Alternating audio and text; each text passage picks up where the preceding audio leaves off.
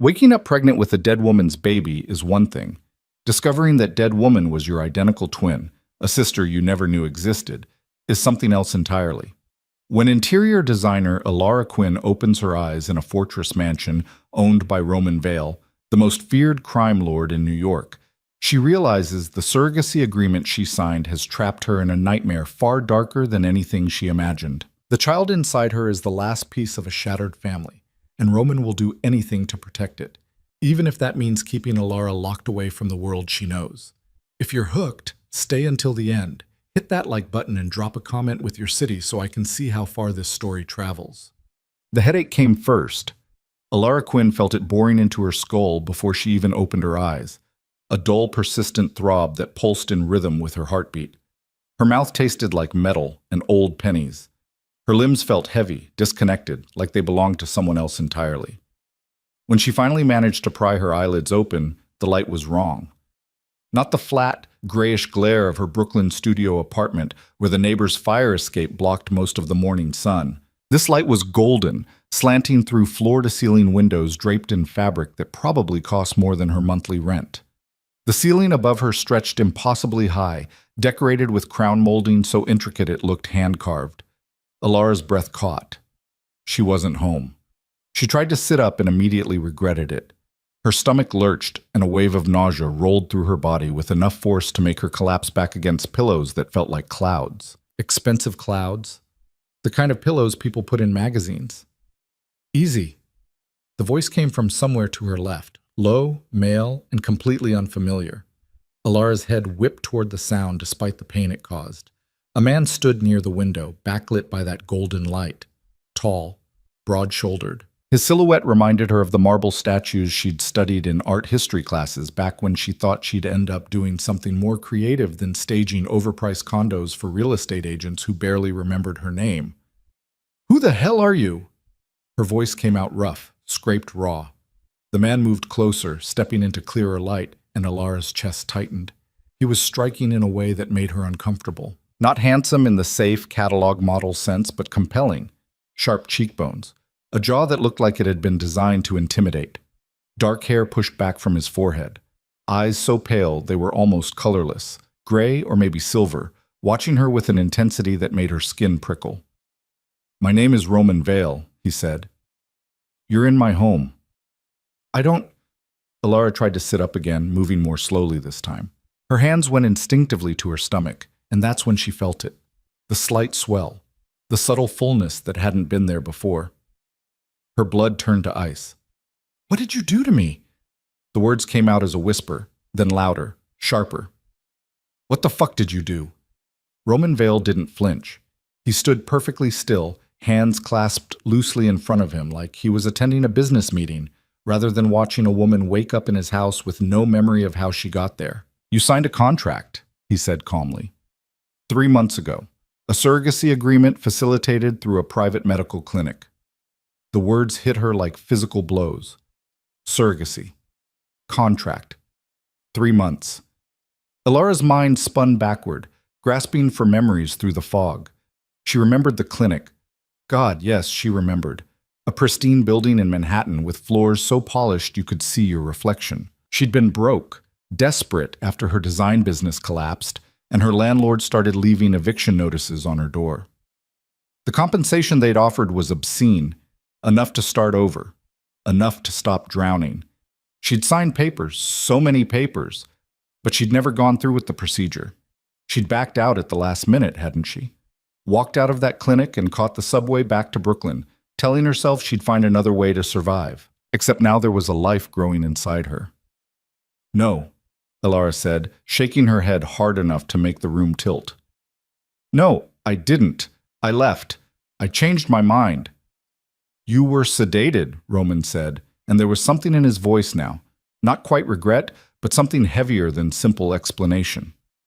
"The procedure was completed while you were unconscious." The air left Alara's lungs in a rush. "That's illegal," she managed. Jesus Christ, that's assault. That's why you're here instead of wherever you'd be if you'd woken up alone." Roman moved closer, and Alara instinctively pressed herself back against the headboard. He stopped at the foot of the bed, Those pale eyes locked on hers. The people who did this to you are dead.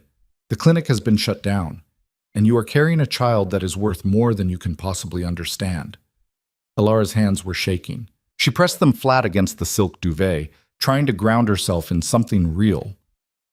Whose baby is this? Roman Vale's expression didn't change, but something shifted in the air between them, something cold and sharp. My wife's, he said, and mine. Then where is she? Alara demanded. Where's your wife? Why am I here instead of... She's dead. The words fell like stones into still water. Alara stared at him, trying to process the flatness in his voice, the complete absence of emotion.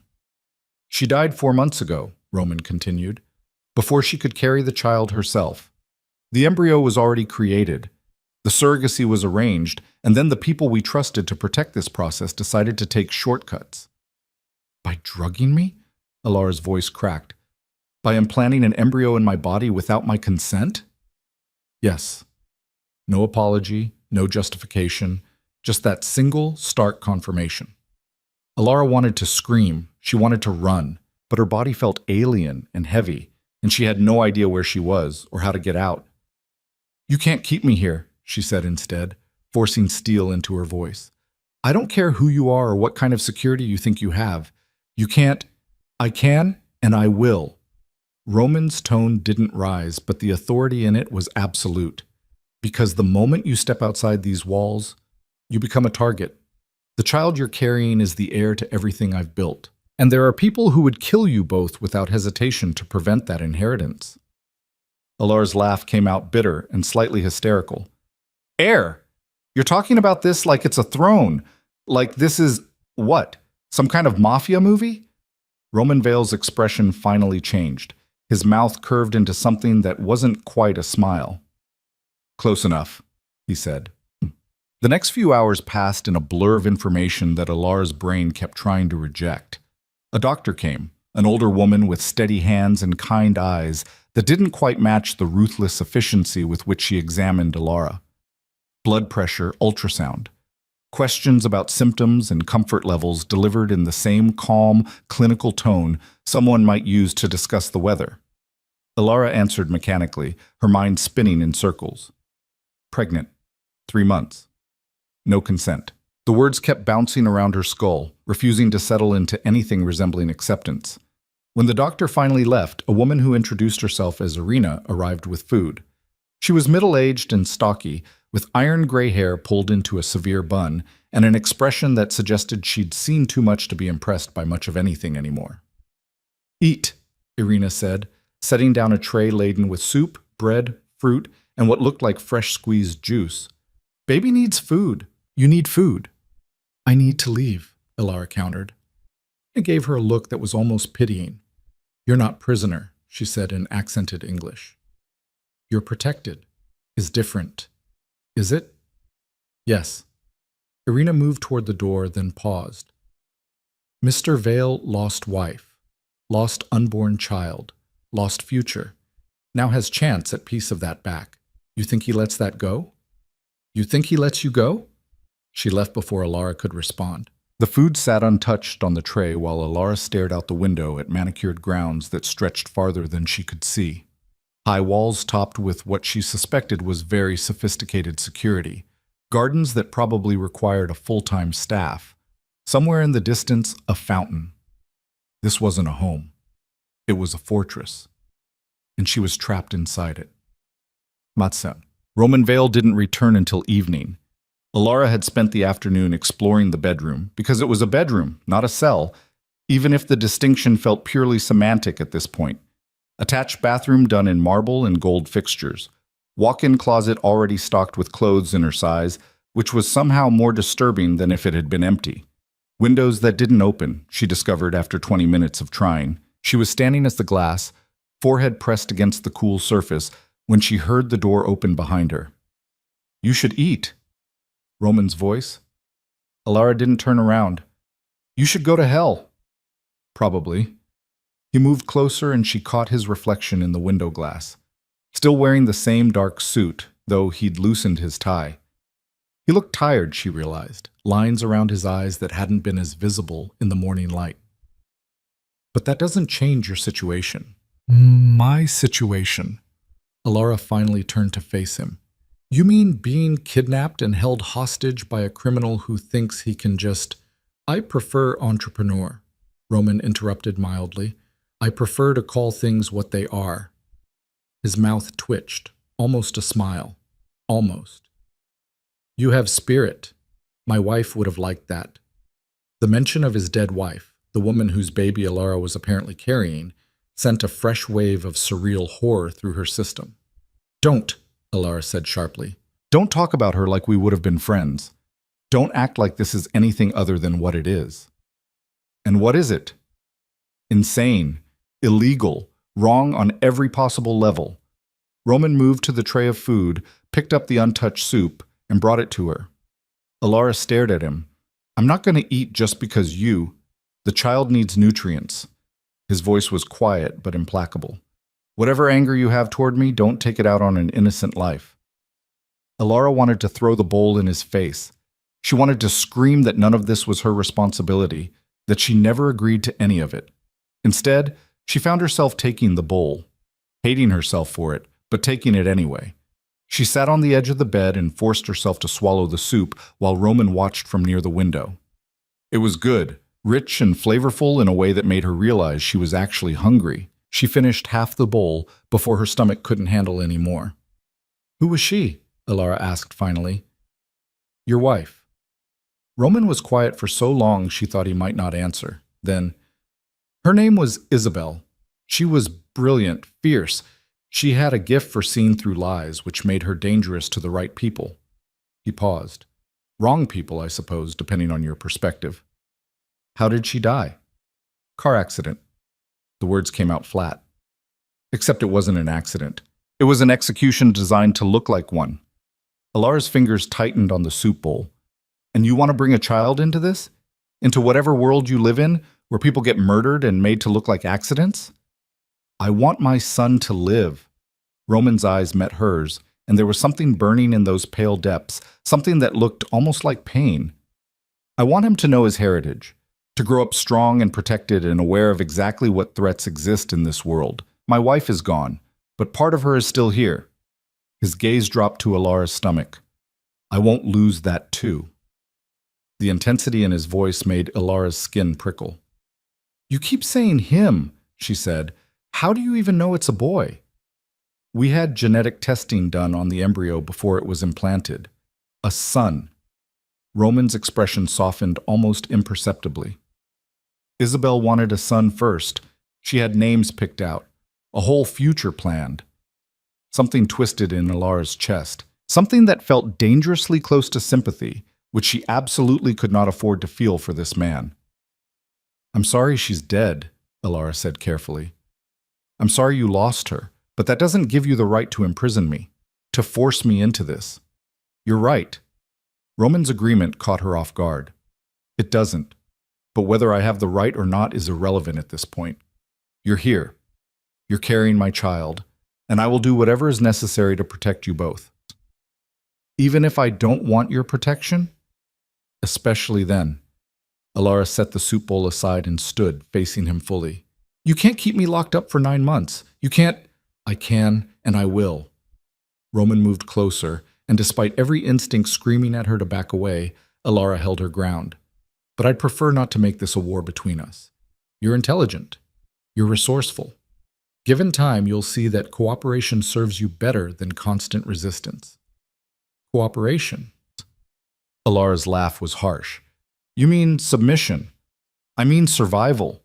He stopped close enough that she could see the faint scar on his left temple, the way his jaw tightened when he spoke. The people who killed my wife are still out there. They know about the surrogacy. They know about you. If they find you, they will eliminate the threat you represent without a second thought. Then maybe you should let me go somewhere safe, somewhere far away from you and your criminal empire. There is nowhere safe. Roman's voice dropped lower. Not anymore. The moment that embryo was implanted, you became part of this whether you wanted to be or not.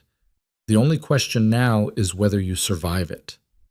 Alara wanted to argue, to insist that he was exaggerating, that there had to be another way, but something in his eyes told her he wasn't lying. How long? She asked quietly. How long what? How long until I can leave? Roman was silent for a moment. After the baby is born, he said finally, when the immediate danger has passed and appropriate security measures are in place. You'll be compensated generously for your time and cooperation, enough to start whatever life you want, wherever you want to start it. And the baby? Stays with me. Of course. Alara didn't know why she'd even asked. So I'm just an incubator, she said bitterly, a walking womb you need to keep alive for 9 months. Something flickered across Roman's face, anger maybe, or something else she couldn't quite identify. You're the woman carrying my son, he said quietly. That makes you invaluable, but it doesn't make you disposable. Before Alara could respond, he turned and walked to the door. Irina will bring you dinner in a few hours. If you need anything, there's a call button by the bed. What if what I need is freedom? Roman paused in the doorway, his back to her. Then you'll have to settle for safety instead. He left, and the lock engaged with a soft click that sounded like a prison door slamming shut. Alara didn't sleep that night.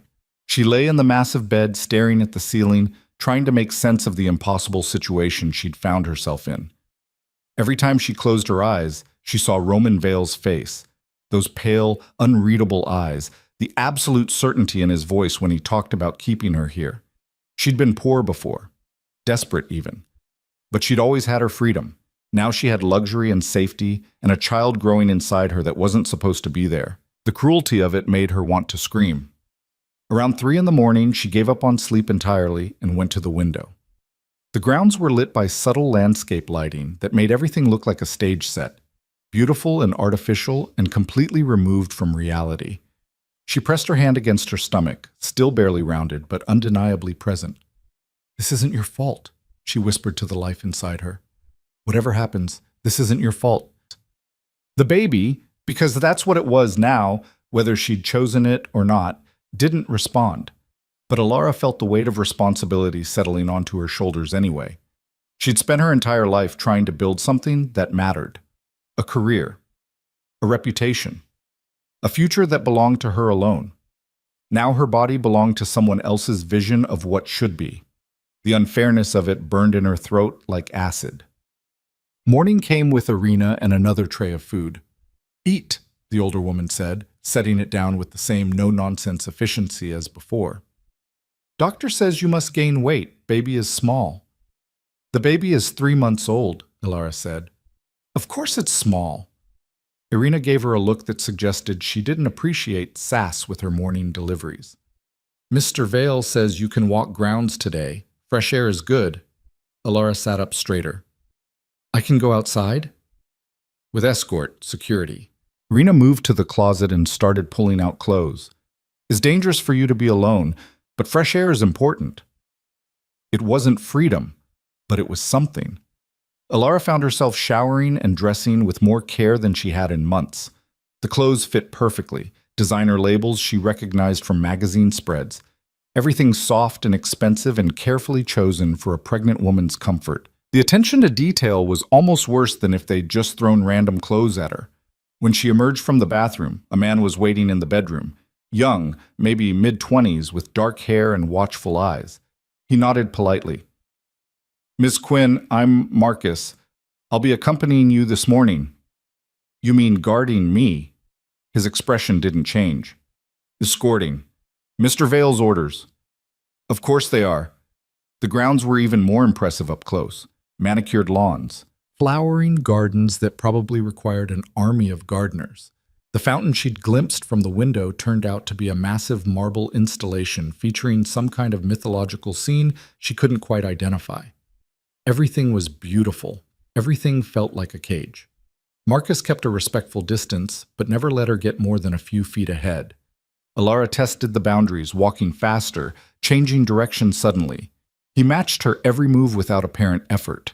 How long have you worked for Roman Vale? She asked finally. 5 years. And what exactly do you do? Security. That's vague. Marcus almost smiled. It's meant to be. They walked in silence for a while. Alara tried to memorize the layout, exits, weak points, anywhere that might offer an opportunity to escape. But the walls were high, the security cameras were everywhere, and she suspected there were things she wasn't seeing. Sensors, guards, measures designed to be invisible until someone tried to breach them. "Is it true?" she asked abruptly. "What he said about people wanting to kill me?" Marcus hesitated, and in that hesitation, Alara found her answer. "There are people who would see Mr. Vale's line ended," he said carefully. "The child you carry represents continuity, legacy. Some would view that as threat enough to act. So I'm bait." "No." Marcus's voice was firm. "You're protected. There's a difference." "Not from where I'm standing." They'd circled back toward the house. Alara could see the massive structure rising against the morning sky, all stone and glass and architectural ambition, a mansion built to impress and intimidate in equal measure. Roman Vale was standing on one of the terraces, phone pressed to his ear. Even from this distance, Alara could read the tension in his shoulders, the sharp gestures as he spoke. Whatever conversation he was having, it wasn't pleasant. Marcus noticed her looking. "He carries a lot," he said quietly. "More than most people see. I'm sure running a criminal empire is very stressful. He protects people." There was an edge to Marcus's voice now. "Hundreds of families depend on the stability he maintains, the order he enforces. You see a crime lord. I see a man who holds together something that would tear itself apart without him." Alara turned to study the younger man's face. "You believe in him."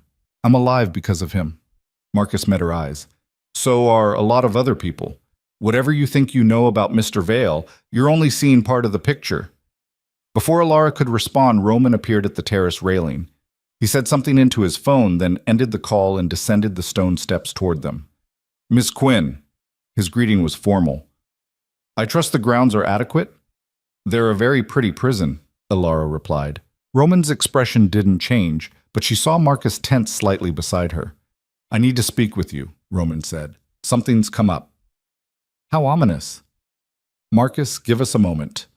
The younger man nodded and retreated back toward the house, leaving Alara alone with Roman in the middle of the garden.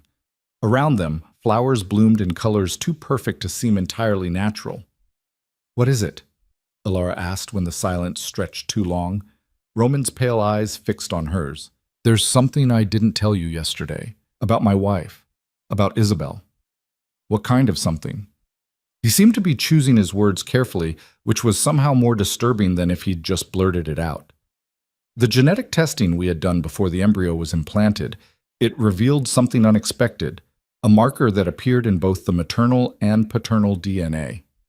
He paused. "Specifically, a marker that suggested Isabel had a sibling, a twin." Alara's world tilted. "That's impossible. You said she was an only child, yes. That's what we believed." Roman took a step closer. "But the genetic evidence was irrefutable.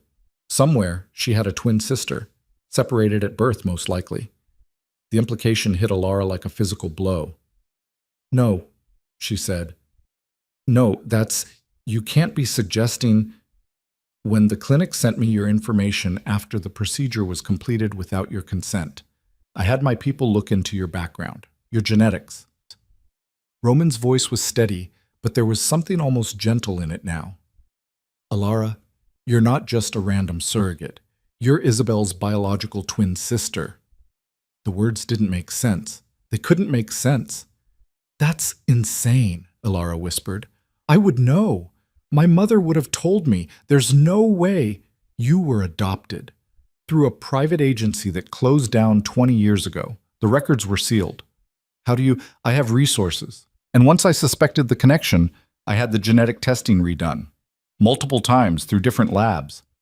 Roman's gaze held hers. "You and Isabel are identical twins. You share the same biological parents. You were separated within days of birth and placed with different families." Alara's knees felt weak. She sat down hard on a nearby bench, her mind refusing to process what he was telling her. A twin sister. A sister she never knew existed. A sister who was dead. "Why?" The word came out broken. "Why would someone separate twins?" "I don't have all the answers yet, but I'm looking." Roman sat beside her, careful to leave space between them. "What I do know is that the child you're carrying is connected to both of us now. Genetically, you're his aunt. But you're also the woman bringing him into this world. Alara pressed her hands to her face, trying to breathe through the panic rising in her chest. This is too much. I can't. I know. And there was something in Roman's voice now that she hadn't heard before, something that almost sounded like understanding. But it's the truth, and you deserve to know it. She looked at him through her fingers, this man who'd turned her entire life inside out in the space of 24 hours. Did you know? She asked. When you found out I was the surrogate they'd used, did you know who I was? Not immediately, but once I saw your face, he trailed off. You look exactly like her. It's why I was certain even before the tests came back. Alara thought about the reflection she'd seen in the bathroom mirror this morning, the face she'd lived with her entire life. Apparently someone else had lived with the same face, someone who was dead now. I want to know about her, Alara said quietly. If she was my sister, if I had a twin I never got to meet, I want to know who she was. Roman was quiet for a long moment. Then I'll tell you, he said finally. Everything. And for the first time since Alara had woken up in this strange, beautiful prison, something inside her shifted. She was still trapped, still pregnant with a child she hadn't chosen to carry, still at the mercy of a man who lived by rules she didn't understand. But now there was a connection, a thread leading back to someone who shared her blood, her face, her very DNA, a sister she'd never known, but who had somehow brought her to this impossible moment. Alara looked down at her hands, at the slight swell of her stomach beneath the expensive clothes someone else had chosen for her. Whatever happened next, nothing would ever be the same. The question was whether she was strong enough to survive the transformation. Roman kept his promise that same afternoon. He led Alara to a room she hadn't seen before, a study lined floor to ceiling with books that actually looked red rather than decorative. Leather armchairs flanked a fireplace that probably cost more than Alara's entire former apartment building. On the mantel sat a collection of photographs in silver frames. Alara's breath caught when she saw them. The woman in the photos had her face, her eyes, her mouth. Even the way she smiled, slightly crooked, like she was in on a joke no one else understood, was identical to the expression Alara saw in her own mirror every morning. That's impossible, Alara whispered, moving closer. Her fingers hovered over one of the frames but didn't quite touch. We can't look that much alike. Identical twins often do. Roman stood beside her, his gaze fixed on the same photograph. It showed the woman, Isabel, laughing at something off camera, her hair caught mid-movement by the wind. She wore jeans and a sweater, nothing fancy, but she looked vibrant, alive. That was taken in Vermont. She loved the mountains, said they made her feel small in a good way. Alara forced herself to look at the other photos. Isabel at a formal event in an evening gown, Roman's hand at her waist.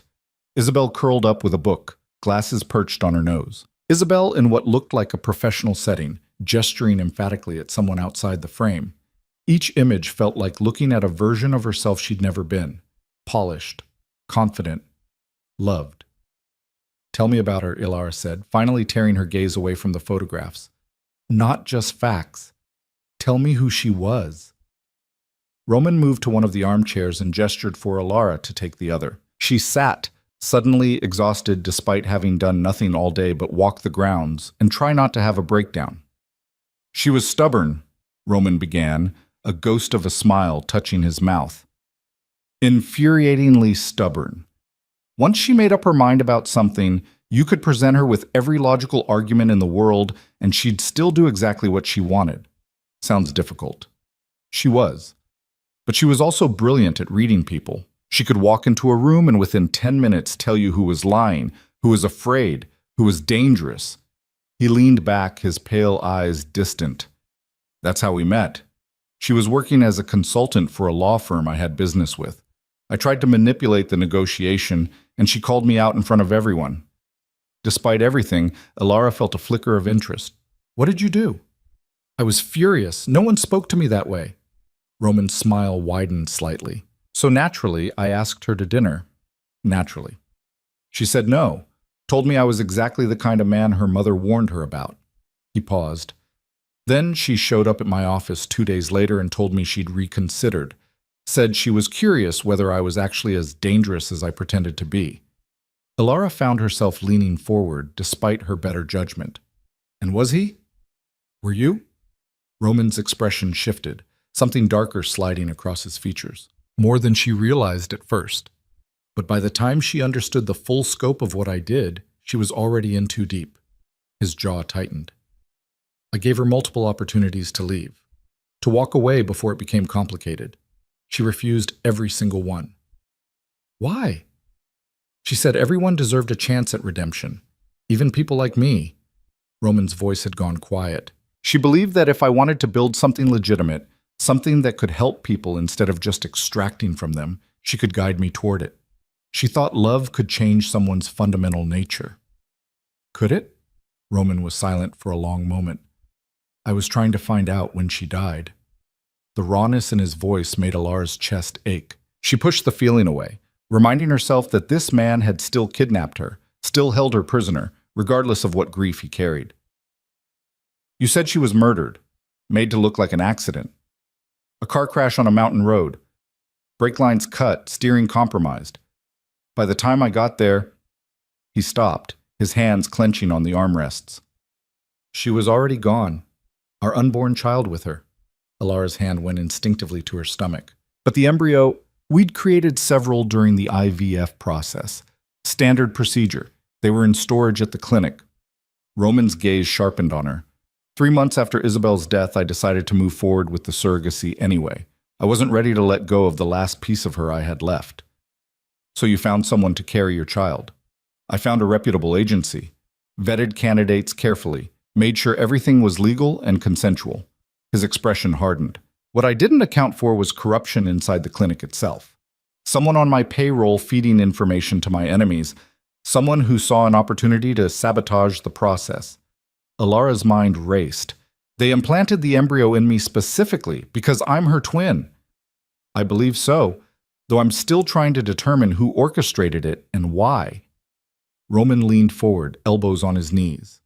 What I do know is that the moment you became pregnant with my child, you became a target. Killing you eliminates the heir. Kidnapping you provides leverage against me. Either scenario serves my enemies well. Then why not just terminate the pregnancy? Alara asked bluntly. Why drag me here? Why go through all this? Roman's pale eyes met hers with an intensity that made her breath catch. Because that child is all I have left of Isabel. And now that I know you're her twin, that genetically you're his family too, I can't treat you as expendable. He paused. Even if that would be simpler. Alara didn't know what to say to that. The pragmatic cruelty of it collided with something that almost sounded like humanity, creating a cognitive dissonance she couldn't quite parse. Before she could respond, the door to the study opened. Marcus appeared, his expression tight.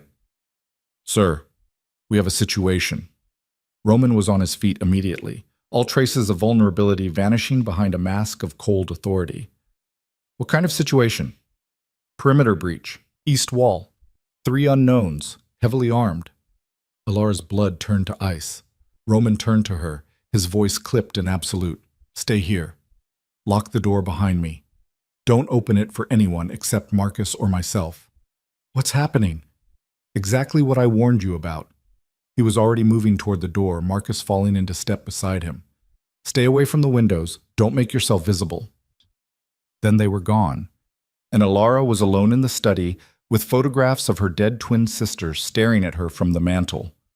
For a moment, she couldn't move, couldn't breathe. The reality of her situation, not just trapped but actively hunted, crashed over her with enough force to make her knees weak. Then survival instinct kicked in. Alara locked the door as Roman had ordered, then moved away from the windows. She could hear shouting somewhere in the distance, the unmistakable crack of gunfire. Her heart hammered against her ribs. The baby. She had to protect the baby. The thought came unbidden, instinctive. This child might not have been her choice, but it was real, growing inside her, depending on her. Alara pressed herself into the corner farthest from any exterior wall and tried to slow her breathing. Panic wouldn't help. Panic would just make her stupid. More gunfire. Closer this time. Then silence. The silence was somehow worse than the noise. Alara counted her heartbeats. 100, 200. She'd lost track somewhere around 400 when she heard footsteps in the hallway outside. Heavy, deliberate. She held her breath. A knock on the door, 3 sharp raps. "Miss Quinn, it's Marcus. You can open the door." Alara didn't move. "How do I know it's really you?" A pause. Then, "You asked me this morning how long I'd worked for Mr. Vale. I said 5 years. You said that was vague." The knot in Alara's chest loosened fractionally. She crossed to the door and unlocked it with shaking hands. Marcus stood on the other side, blood splattered across his shirt.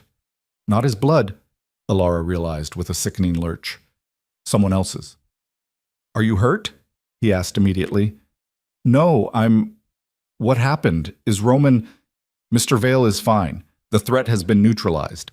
Marcus stepped into the room, his eyes scanning every corner before returning to her face. "He wants you moved to a more secure location within the house. The panic room." Panic room. Alara's laugh came out slightly hysterical. "Of course there's a panic room." Marcus didn't smile. "This way." He led her through a maze of hallways Alara hadn't seen before. Servants' passages, maybe, or just routes designed to be invisible to casual guests. They passed 2 other security personnel, both armed, both looking as grim as Marcus. The panic room turned out to be in the basement. A reinforced steel door opened onto a space that looked like a luxury hotel suite crossed with a military bunker. Comfortable furniture. Well-stocked kitchen. And walls that probably could withstand a direct missile strike. "Wait here," Marcus said. "Mr. Vale will come down when he's finished with cleanup." "Cleanup?" Alara's voice sounded hollow even to her own ears. "You mean the bodies?" Marcus's expression softened slightly. "You're safe. That's what matters." Then he was gone, and Alara was alone again.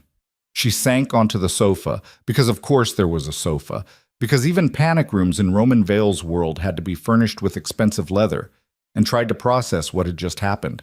People had come to kill her, to kill the baby, and Roman security had stopped them. The violence of it should have terrified her more than it did. Instead, all Alara felt was a strange numbness, like her brain had hit its capacity for processing impossible situations and simply shut down the overflow. She didn't know how long she sat there before the steel door opened again and Roman appeared. He'd changed clothes. No more blood-spattered suit, but there was something in his eyes, something cold and final, that told Alara exactly what kind of cleanup he'd been overseeing. "Are you hurt?" His first question, just like Marcus's had been. "No." Roman nodded once, then moved to the small bar built into one wall. He poured himself 2 fingers of something amber and drank it in a single swallow. "Who were they?" Alara asked. "Mercenaries. Hired by someone who knew exactly when and where to strike." He poured another drink but didn't touch it yet. "Which means we have a leak. Someone inside my organization feeding information to my enemies. So this will happen again. Not here. Not like this." Roman finally turned to face her fully. "I'm moving you somewhere safer. A property upstate, completely off the books. Only a handful of people will know the location." Alara's laugh was bitter. "Another cage, just a different one. A cage that keeps you alive." Roman's voice was hard. "You can resent me all you want for that, but you're alive to resent me, which is more than you'd be if I'd left you to your own devices." He wasn't wrong. Alara hated that he wasn't wrong. "When?" "Tonight. We move in 2 hours." Roman finally picked up the second drink, studying the amber liquid. "Pack whatever you want to bring. Irina will help you." "And if I refuse to go?" Roman's pale eyes lifted to hers. "Then I'll have you sedated and moved anyway.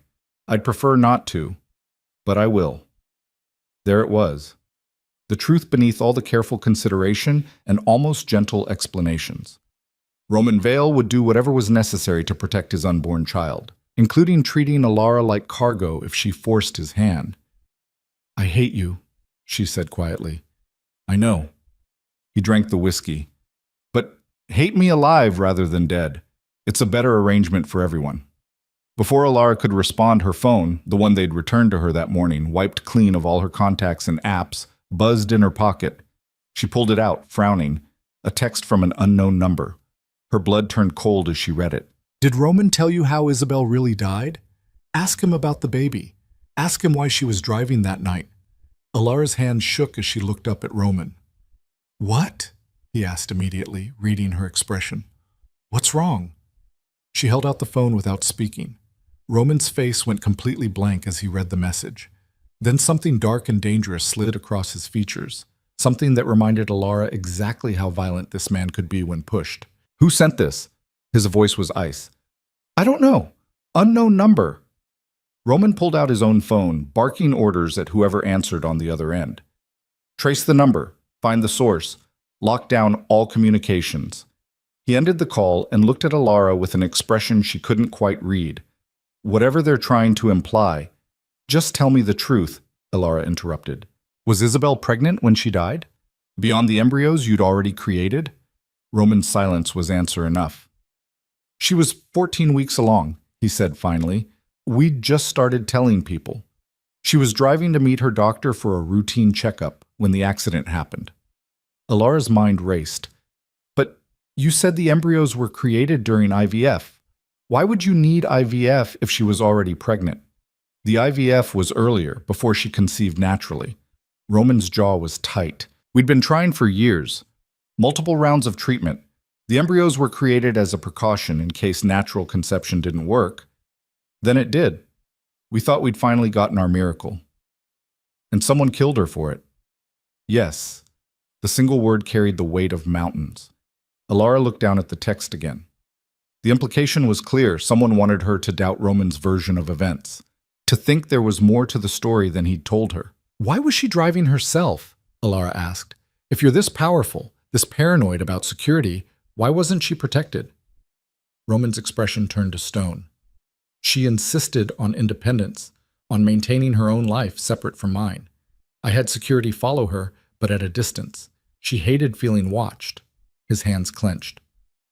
That day, she left the house early, before her usual detail was in position. By the time my people realized she'd gone ahead alone, it was too late. So, she died because of a scheduling error. She died because I underestimated how far my enemies would go. Roman's voice was raw. I thought they'd come after me directly. I didn't think they'd target the one person I actually loved. The pain in his voice was real. Alara could hear it, could feel it resonating in the air between them. But the text message planted seeds of doubt she couldn't quite uproot. Who benefits from making me question you? She asked. Anyone who wants to drive a wedge between us. Who wants you frightened and isolated enough to make a mistake? Roman moved closer, his pale eyes intense. Alara, I won't lie to you. I've done terrible things. I'll probably do more terrible things before this is over, but I didn't kill Isabel, and I would never hurt the child she wanted. Alara wanted to believe him. The rational part of her brain knew that if Roman wanted her dead, she'd be dead already. He'd had dozens of opportunities. But the text message was a reminder that she didn't actually know anything about the world she'd been dragged into. The alliances, the enemies, the complex web of violence and loyalty that apparently surrounded Roman Vale's empire. I need time, she said, to think about all of this. You have 2 hours. Roman's voice was back to business. Then we move, whether you're ready or not. He left without another word, the steel door closing behind him with a pneumatic hiss that sounded almost like a sigh. Alara looked down at her phone again, at the message that had appeared from nowhere, designed to unsettle and disturb. Ask him about the baby. But she had asked, and Roman had answered. The question was whether she believed him. Irina appeared 90 minutes later with empty suitcases and a brisk attitude that suggested she'd packed for emergency evacuations before. Clothes first, she said, already moving toward the bedroom that had been prepared for Alara on this level. Comfortable things.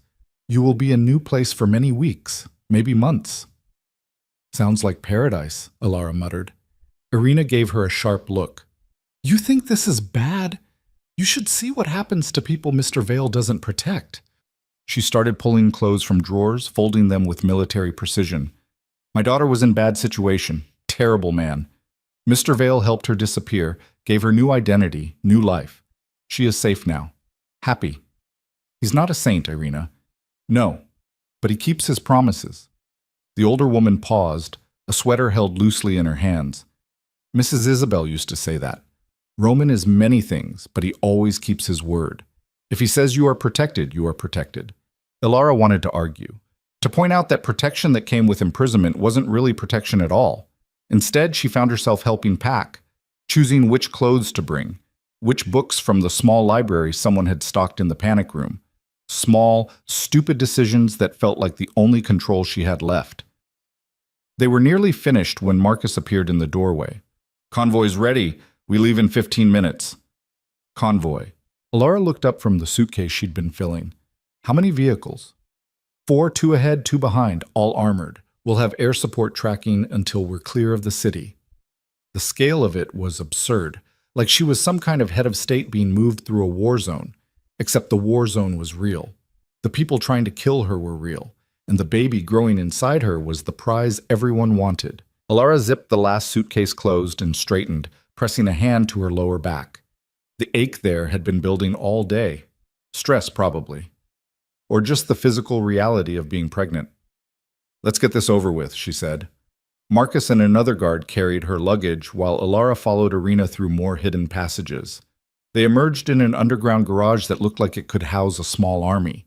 Black SUVs with tinted windows. Sedans that probably cost more than most people made in a year. And in the center, a vehicle that looked more like a tank than a civilian car. Roman stood beside it, talking quietly with a man Ilara didn't recognize. When he saw her approach, he broke off the conversation and moved to intercept her. "You'll ride with me," he said. Not a question. "Do I have a choice?" Not particularly. At least he was honest about it. Roman opened the rear door of the armored vehicle and gestured for Ilara to climb in. The interior was surprisingly comfortable. Leather seats, climate control, enough legroom that even someone tall wouldn't feel cramped. Ilara buckled herself in while Roman slid in beside her. The door closed with a heavy thunk that sounded like a vault ceiling. 2 hours, Roman said to the driver. "Stay on the route we discussed. No deviations." "Yes, sir." The convoy pulled out in precise formation. 2 vehicles ahead, the armored car in the middle, 2 more behind. They moved through the underground garage toward what looked like a solid wall, until it slid open, revealing a private road that bypassed the main gates entirely. Ilara watched the mansion disappear behind them through the tinted windows.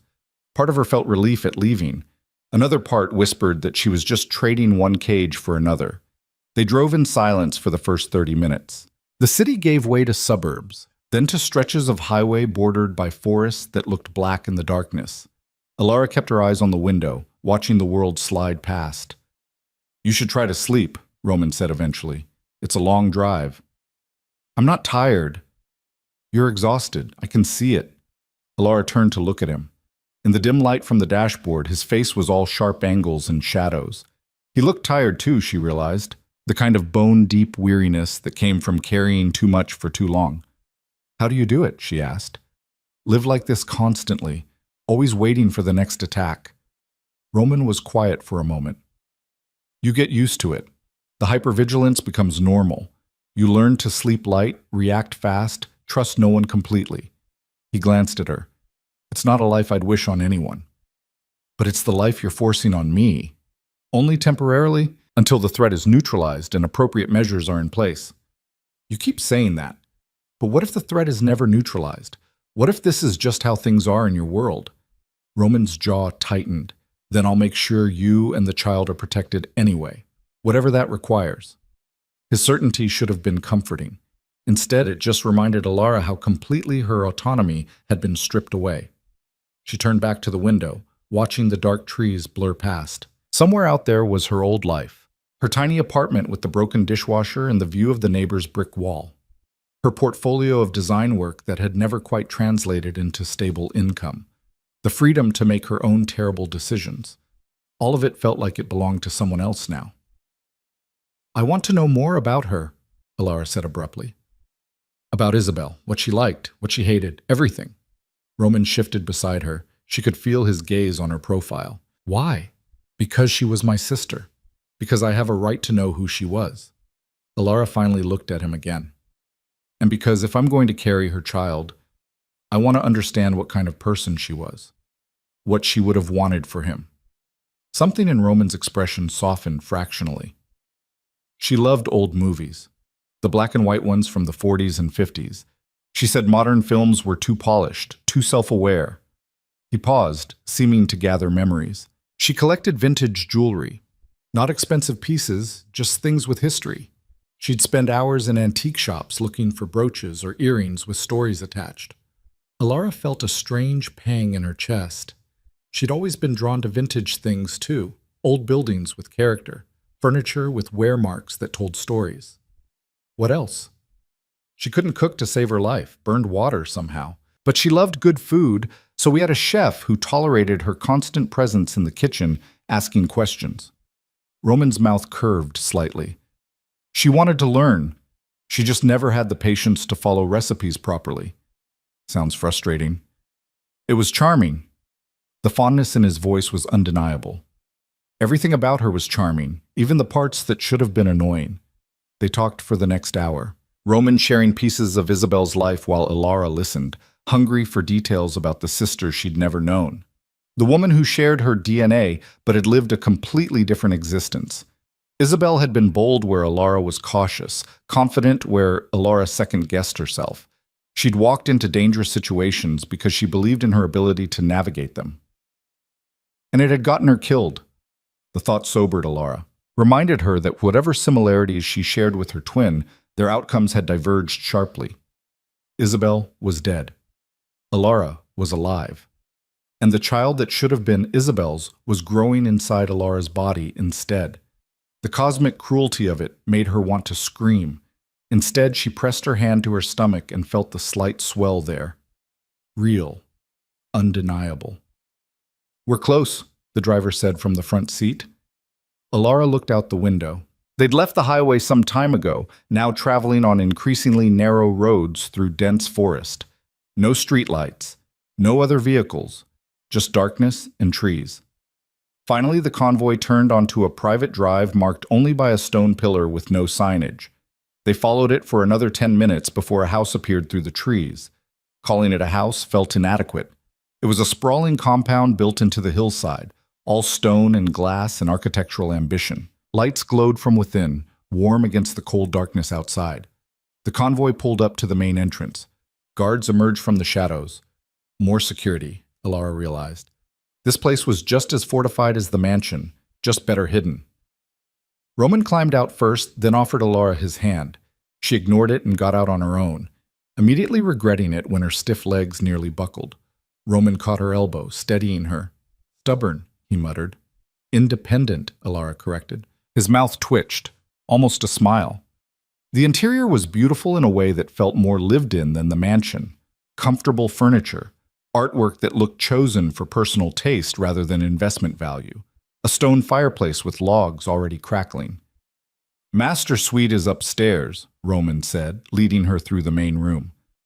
"Your things are already being unpacked. There's a nursery being prepared in the adjacent room." Alara stopped walking. "A nursery? You're already planning for after the birth." "Of course."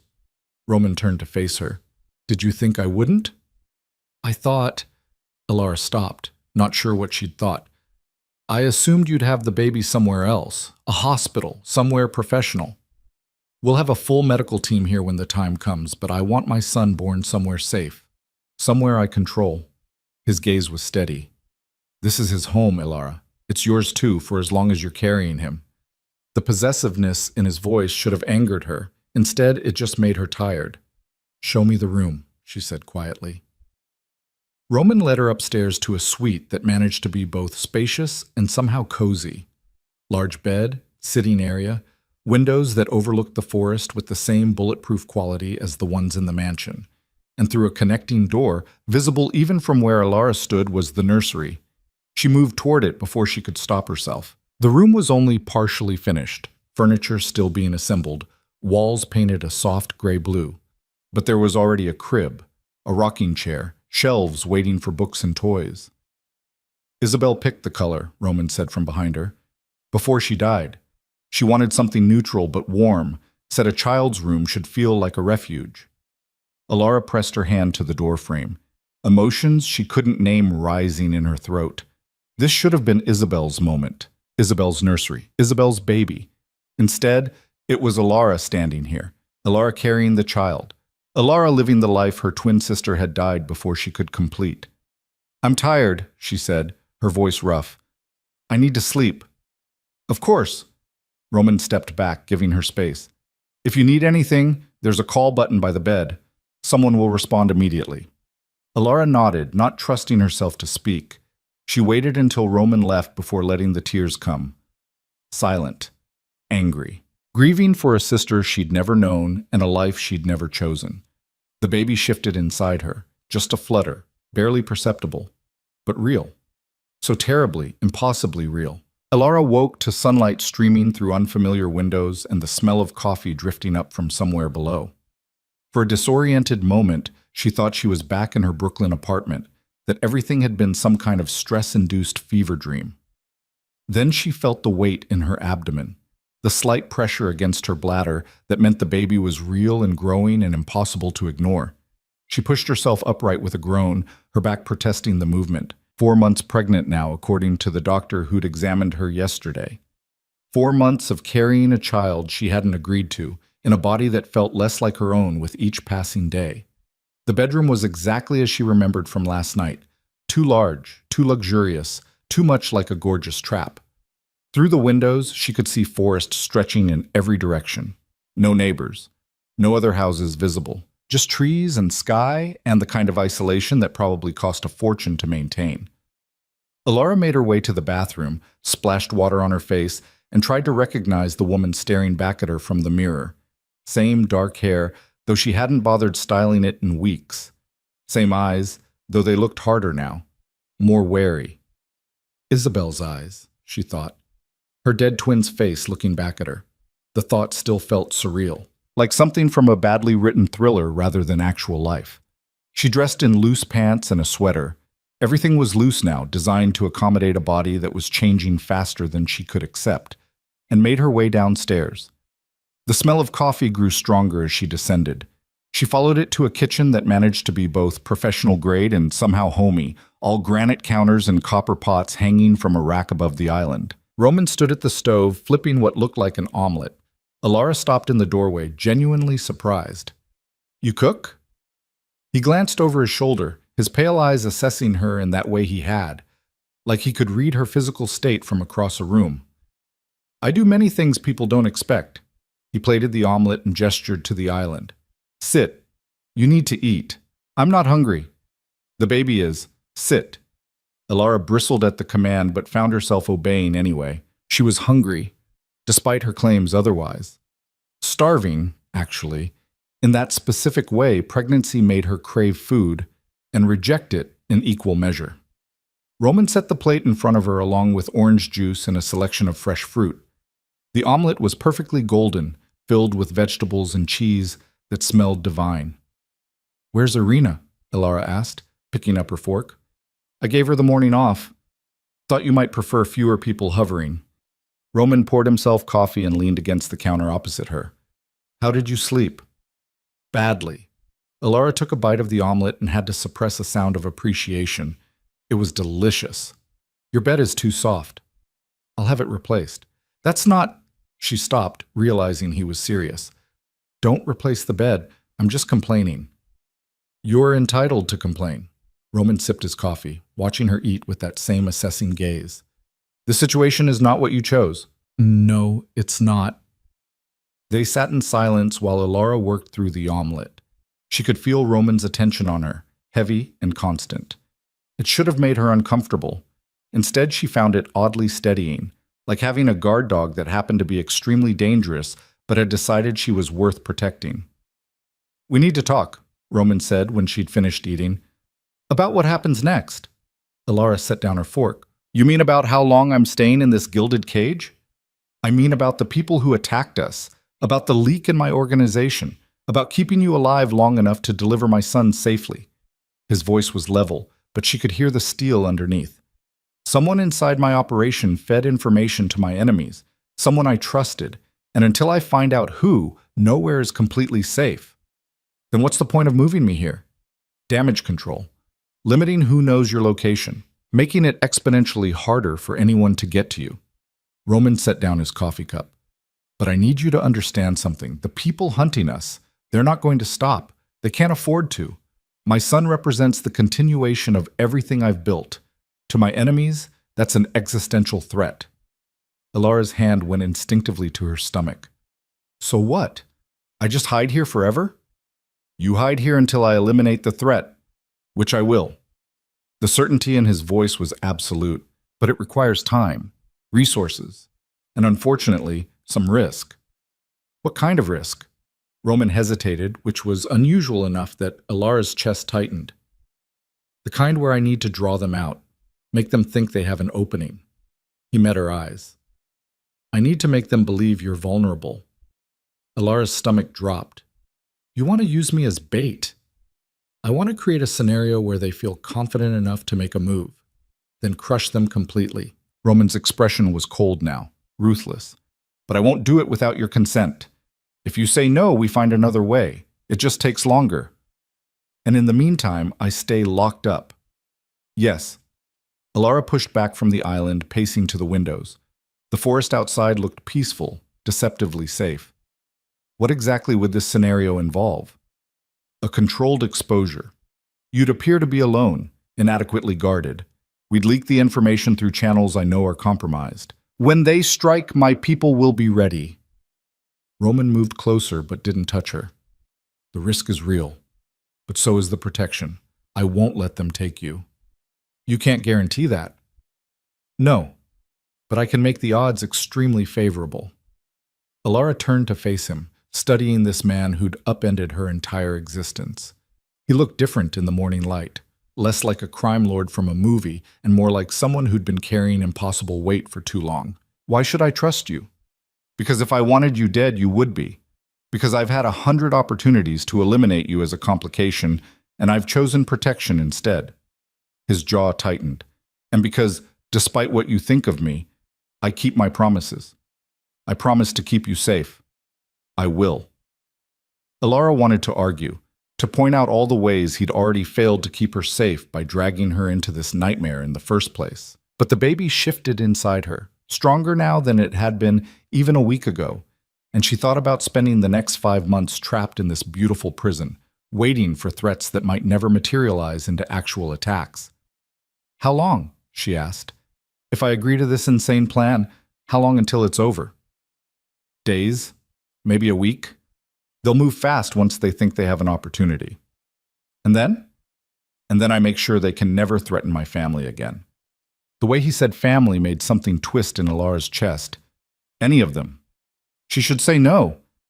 Every rational instinct screamed at her to refuse, to take the safer option even if it meant longer imprisonment. But Ilara was tired of being afraid, tired of feeling like prey. And some angry, reckless part of her wanted to face the people hunting her head-on rather than hiding forever. I have conditions, she said. Roman's expression didn't change, but she saw something shift in his eyes. Respect, maybe? Or recognition? Name them. I want to know everything. The plan, the backup plans, who's involved. No more information on a need-to-know basis. Ilara crossed her arms. And when this is over, when the threat is gone, I want real freedom to decide what happens next, not just your version of safe. Agreed. No hesitation. Just like that? You're the one taking the risk. You deserve transparency. Roman pulled out his phone. I'll have Marcus bring up the operational details. We meet in an hour to go over everything. He started to leave, then paused in the doorway. Ilara, thank you. The sincerity in his voice caught her off guard. She nodded, not trusting herself to speak. After he left, she stood at the window for a long time, watching clouds move across the sky and wondering if she'd just made the stupidest decision of her life. The baby kicked, a real kick this time, unmistakable, and Ilara pressed her hand to the spot. Your father is insane, she whispered. And apparently, so am I. The war room, as Marcus called it, turned out to be a converted study on the second floor. Maps covered one wall, computer monitors on another, a conference table in the center surrounded by chairs that had probably hosted dozens of illegal strategy sessions. Roman stood at the head of the table, flanked by Marcus and two other men Ilara didn't recognize. One was older, maybe 60, with silver hair and the kind of face that suggested he'd seen violence up close and learned to live with it. The other was younger, barely 30, with a nervous energy that manifested in constant small movements. "Ms. Quinn," the older man nodded politely. "I'm Victor, head of security operations. This is Danny, our intelligence specialist." Danny raised a hand in an awkward wave. Alara took the seat Roman pulled out for her, suddenly aware that she was the only woman in the room. The only person who wasn't trained for violence or strategy or whatever else these men did in their professional capacities. "Walk her through it," Roman said, settling into the chair beside her. Victor moved to the maps on the wall. Red pins marked various locations. Blue lines connected them in patterns Alara couldn't decipher. "We've identified 3 primary groups with motive to eliminate the heir," Victor began. "The Volkov faction out of Brighton Beat, the Chen organization operating in Chinatown, and a wild card. Mercenaries we believe are being funded by someone inside your own operation, Mr. Vale." "The leak," Alara said. "Correct." Victor tapped one of the red pins. "We've narrowed the suspects to 5 individuals with access to sensitive information, but we haven't been able to identify which one is compromised. So you want to feed them all the same false information and see who bites," Alara guessed. "Essentially." Danny leaned forward, his fingers drumming on the table. "We leak that you're being moved to a medical facility in Westchester for prenatal care. Limited security detail. Vulnerable window of approximately 3 hours. But I won't actually be there." "You will." Roman's voice was firm. "That's what makes it convincing. You'll be at the facility receiving actual medical care. But the security you'll appear to have is a fraction of what will actually be present." Alara's pulse quickened. "You're serious? You actually want me there?" "The threat has to be credible," Victor said. "If you're not present, they'll suspect a trap. But with you there, they'll commit fully. Bring their best people. Give us a chance to eliminate the threat permanently." "By eliminate, you mean kill."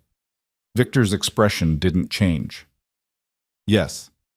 The bluntness of it was almost refreshing. No euphemisms, no pretending this was anything other than what it was. "Show me the facility," Alara said. Danny pulled up blueprints on one of the monitors. A medical building, 3 stories, surrounded by parking and what looked like well-maintained grounds.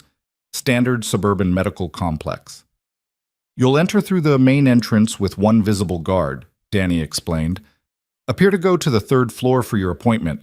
In reality, you'll be in a reinforced exam room with concealed positions for our people." "How many?" 15 inside the building. Another 20 in surrounding positions.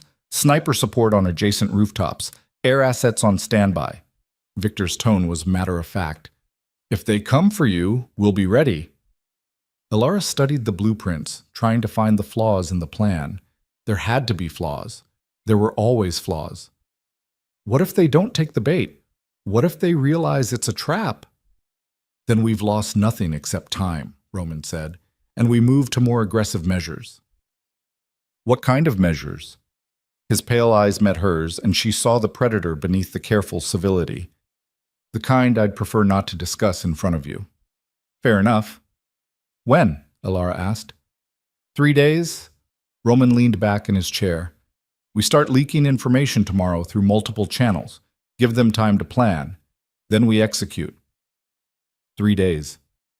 72 hours to prepare for people to try to kill her while Roman's private army waited in the shadows. "I want a weapon," Alara said abruptly. The room went silent. "Absolutely not," Roman said. "Why? Because you don't trust me not to shoot you?" "Because you're not trained. You'd be more likely to hurt yourself than defend yourself effectively." Alara leaned forward, matching his intensity. "Then train me. I have 3 days. Teach me enough to not be completely helpless if something goes wrong." "Nothing will go wrong." "You can't promise that." "You said so yourself." She held his gaze. "I'm agreeing to your plan, but I'm not going in there defenseless. Either you teach me basic self-defense and how to handle a weapon, or I back out right now." Roman's jaw worked. She could see the war happening behind his eyes, the part of him that wanted complete control versus the part that recognized she had a point. 2 hours a day, he said finally. "Marcus will teach you. Basic defensive techniques only. And if I don't think you're ready by the time we execute, the deal is off. Fine. Victor and Danny exchanged glances that suggested they'd just witnessed something unusual. Roman Vale backing down from an argument, apparently, was noteworthy. The rest of the meeting covered logistics, entry times, communication protocols, what to do if things went wrong in various specific ways that all sounded terrifying. By the time they finished, Alara's head was spinning with information, guard rotations, extraction routes, code words that meant everything from proceed as planned to abort immediately. Get some rest, Roman said as the others filed out. Training starts tomorrow morning. Alara nodded, exhaustion suddenly crashing over her. She'd been awake for less than 6 hours and already felt wrung out. She started toward the door, then stopped. Roman. He looked up from the papers he'd been organizing. Why are you doing this, really? Alara turned to face him fully. You could just keep me locked up somewhere. Wait out the pregnancy. You don't have to put yourself at risk to draw out your enemies. Roman was quiet for a long moment. When he spoke, his voice was softer than she'd heard it before. Because I'm tired of living defensively. Tired of reacting to threats instead of eliminating them. He met her eyes. And because my son deserves to grow up in a world where he doesn't have to constantly look over his shoulder. If I can end this now, I will. Even if it costs you? Especially then. There was something in his expression, a resignation that looked almost like peace, like he'd already accepted whatever price this might demand. Alara wanted to ask more, to dig deeper into whatever drove this man to risk everything for a child that hadn't even been born yet. Instead, she just nodded and left, the weight of what she'd agreed to settling onto her shoulders like a physical thing. Training began at dawn the next morning. Marcus met her in what turned out to be a fully equipped gym in the basement. Mats covered the floor. Weapons lined one wall. Punching bags hung from reinforced ceiling mounts. We'll start with awareness, Marcus said, handing her water. Most people get hurt because they don't see the threat coming. Your job is to stay alert and create distance. For the next 2 hours, he walked her through basic defensive stances. How to break a hold, where to strike if someone grabbed her. Nothing fancy, just practical techniques designed to give her seconds to escape. Alara's body protested every movement. She was pregnant, out of shape, and operating on too little sleep. But she pushed through anyway, driven by the knowledge that in 3 days, her life might depend on these skills. Good, Marcus said when she managed to break his grip on her wrist for the 5th time in a row. You're getting it. I'm sweating through my shirt and my back is screaming. That means you're working hard enough. He handed her more water. Take 5. Then we'll do firearms basics. The gun he showed her was smaller than she'd expected, compact, designed to be concealed easily. This is a 9mm, Marcus explained, keeping it pointed at the ground. Semi-automatic. 15-round capacity. We're not going to make you an expert in 3 days, but I can teach you enough to not shoot yourself if you need to use it. He walked her through the mechanics.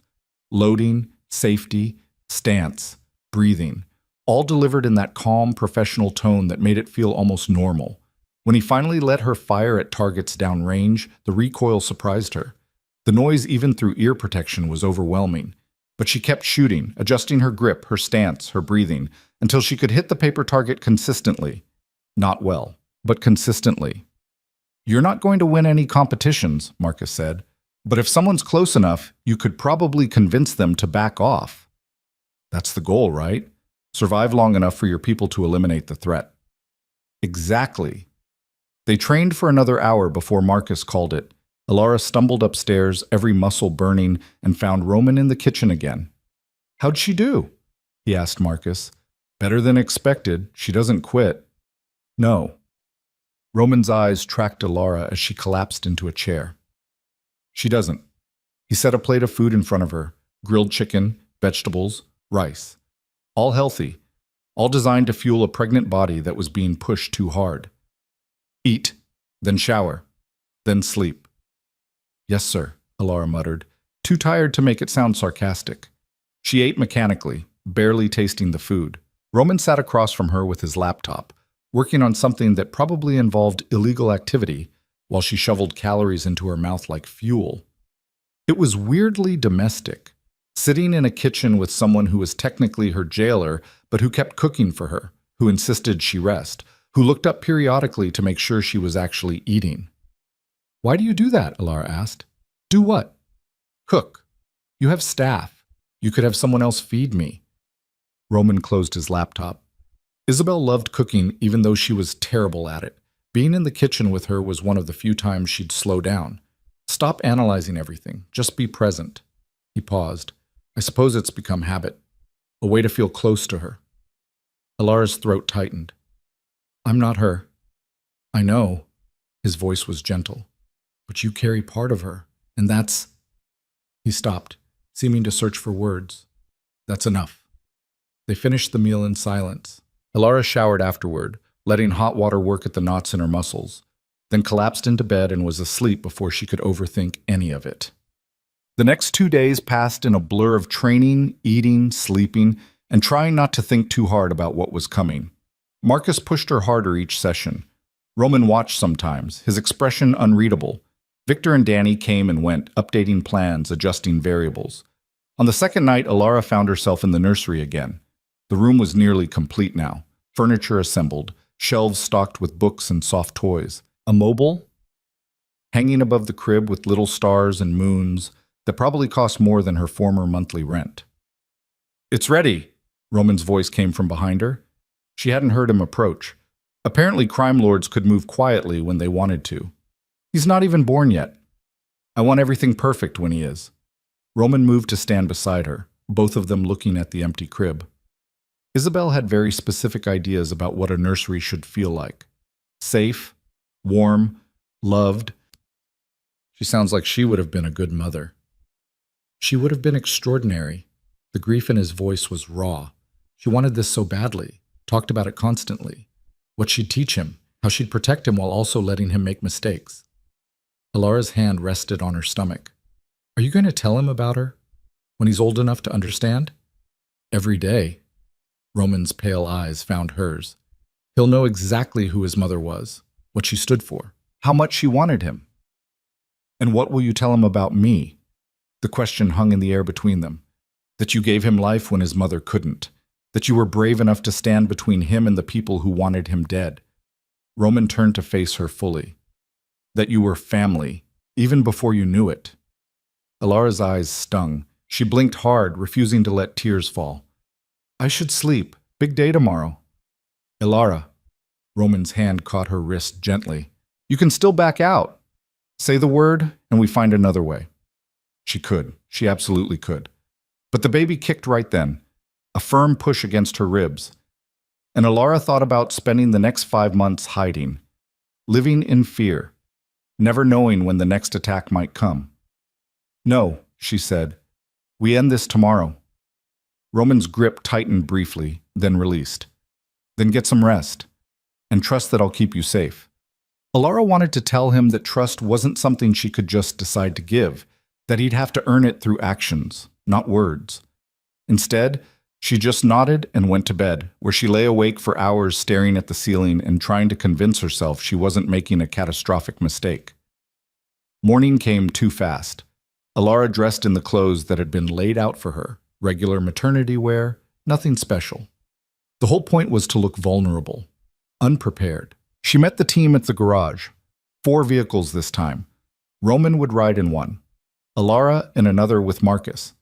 The other 2 carried additional security that would peel off before they reached the medical facility. "Comms check," Victor said, fitting an earpiece into Alara's ear. "Can you hear me?" "Yes." "Good. Leave it in. We'll be able to track you and communicate if necessary." Roman appeared at her elbow, his expression harder than she'd seen it, battle ready. "Remember the plan. You go in, you get examined by the doctor, who's one of ours, fully briefed. You stay in that exam room until we give the all-clear or extraction signal. And if something goes wrong, then you run. Marcus will be with you. He'll get you out." Alara looked at Marcus, who nodded once. "Ready?" Roman asked. "No, absolutely not." "Yes," Alara said. They loaded into the vehicles and pulled out, the morning sun just starting to break over the trees. The drive would take 40 minutes. 40 minutes to change her mind. To panic. To realize the insanity of what they were doing. Instead, Alara spent the time focusing on her breathing. On the training Marcus had drilled into her, on the weight of the small gun pressed against her lower back, concealed beneath her loose sweater. She could do this.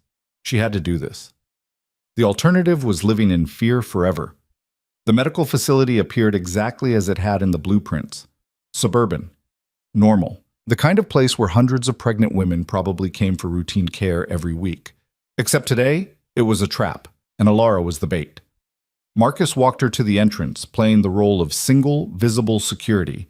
They checked in at reception, took the elevator to the 3rd floor. In her ear, Victor's voice. All positions confirmed. We have eyes on 3 vehicles entering the parking area. Unknown occupants. Stand by. Alara's heart hammered against her ribs. The exam room was exactly as promised. Reinforced walls, concealed positions where she knew Roman's people waited. The doctor, a woman in her 50s with steady hands and kind eyes, greeted them professionally. Ms. Quinn, let's get you examined. They went through the motions. Blood pressure, fetal heartbeat check. The doctor kept up a stream of calm medical talk, while Alara tried not to think about the fact that somewhere outside, armed men were preparing to kill her. 4 vehicles now, Victor's voice said. All occupants armed, moving toward the building. Estimate contact in 90 seconds. Alara's hand shook. The doctor squeezed her wrist once, reassuring. Contact. Multiple hostiles entering through main and side entrances. Engaging. The sound of gunfire erupted somewhere below them. Distant but unmistakable. Marcus moved to position himself between Alara and the door, weapon drawn. More gunfire. Closer now. They're pushing for the 3rd floor, Victor said, his voice tight. Stand by. The baby kicked, hard, like it could sense Alara's terror. It's okay, she whispered, hand pressed to her stomach. It's going to be okay. The door to the exam room exploded inward. Marcus fired twice before Alara even processed what was happening. The man who'd blown through the door went down hard, weapon clattering across the linoleum. But there were more behind him. 3, 4. Alara couldn't count through the chaos. The doctor shoved Alara toward the far corner where a reinforced panel slid open, revealing the concealed position Victor had mentioned. Hands pulled her through, one of Roman's guards, face grim, already firing back toward the door. Everything was noise. The crack of gunfire so loud it felt like her skull might split. Shouting in languages she didn't recognize. The acrid smell of gunpowder burning her throat. Alara pressed herself against the wall, hands covering her stomach instinctively. Protecting the baby. The only thing that mattered in this nightmare moment. Marcus was still firing, controlled bursts, his voice cutting through the chaos. Victor, we need backup now. They came in heavier than anticipated. En route. Hold position. More gunfire. The distinctive sound of someone screaming, then cutting off abruptly. Alara's hands shook so badly she could barely keep them pressed against her abdomen. This was real. People were dying 10 feet away from her. And if Roman's plan failed, she'd be next. The guard beside her, young, maybe 25, took her round to the shoulder and went down with a grunt.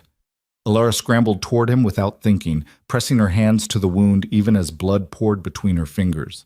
Stay down, he gasped. Don't... The wall behind them exploded. Not the door. The actual wall. Someone had blown a hole through the reinforced structure, and suddenly there were more hostiles pouring through, and Marcus was turning, firing, but there were too many. Alara grabbed the fallen guard's weapon. Her hands knew what to do from Marcus's training, even as her brain screamed that this was insane, and fired at the closest figure. Missed. Fired again. The recoil nearly knocked her backward, but the figure stumbled.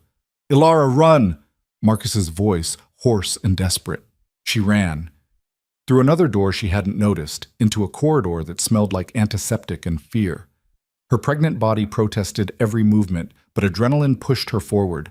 Behind her, more gunfire, more shouting. In her ear, Victor's voice crackling. Lost visual, floor 3 compromised. Get her out.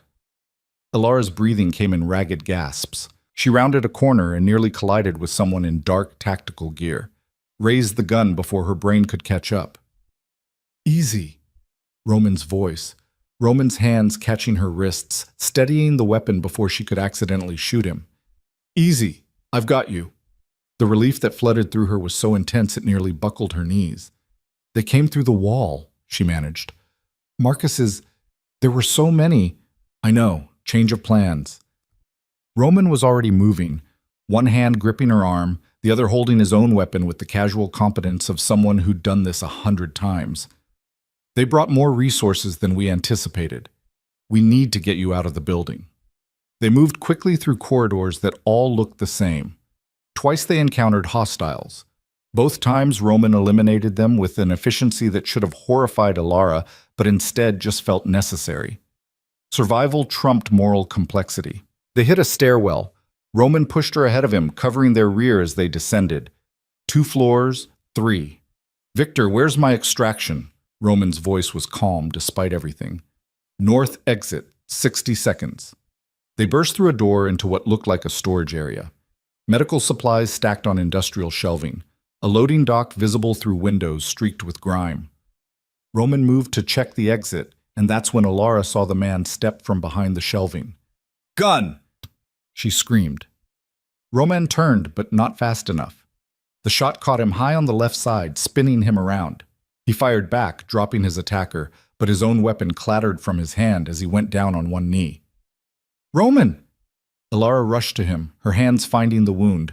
Blood soaked through his shirt, hot and too fast. "I'm fine." He wasn't fine. His face had gone pale, jaw clenched against pain. "Get to the exit. Vehicle should be there." "I'm not leaving you." Alara, shut up. She grabbed his weapon from the floor with one hand, keeping pressure on his wound with the other. Her training felt distant and useless. Marcus had taught her to shoot, not to perform field medicine on a bleeding crime lord. Footsteps echoed from the stairwell they'd just left. Roman tried to stand, made it halfway up before his leg gave out. He grabbed the shelving for support, breathing hard. "Listen to me very carefully," he said, his voice tight with pain. "You're going to leave me here and get to that vehicle. That's an order. I don't take orders from you." "Alara, no." She ducked under his arm, taking as much of his weight as her pregnant body could manage. "We both get out, or neither of us does. Choose."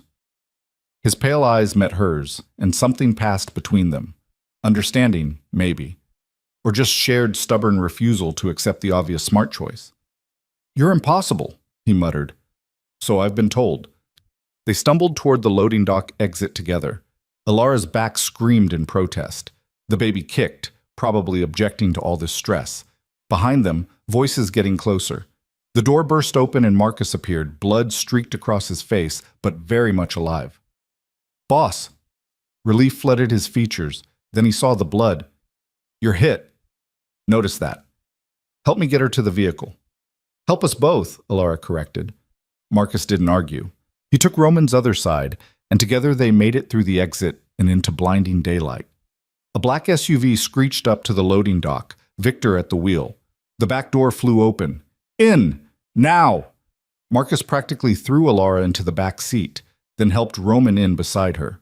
Victor was already accelerating before the door fully closed, tires screaming as they tore away from the building.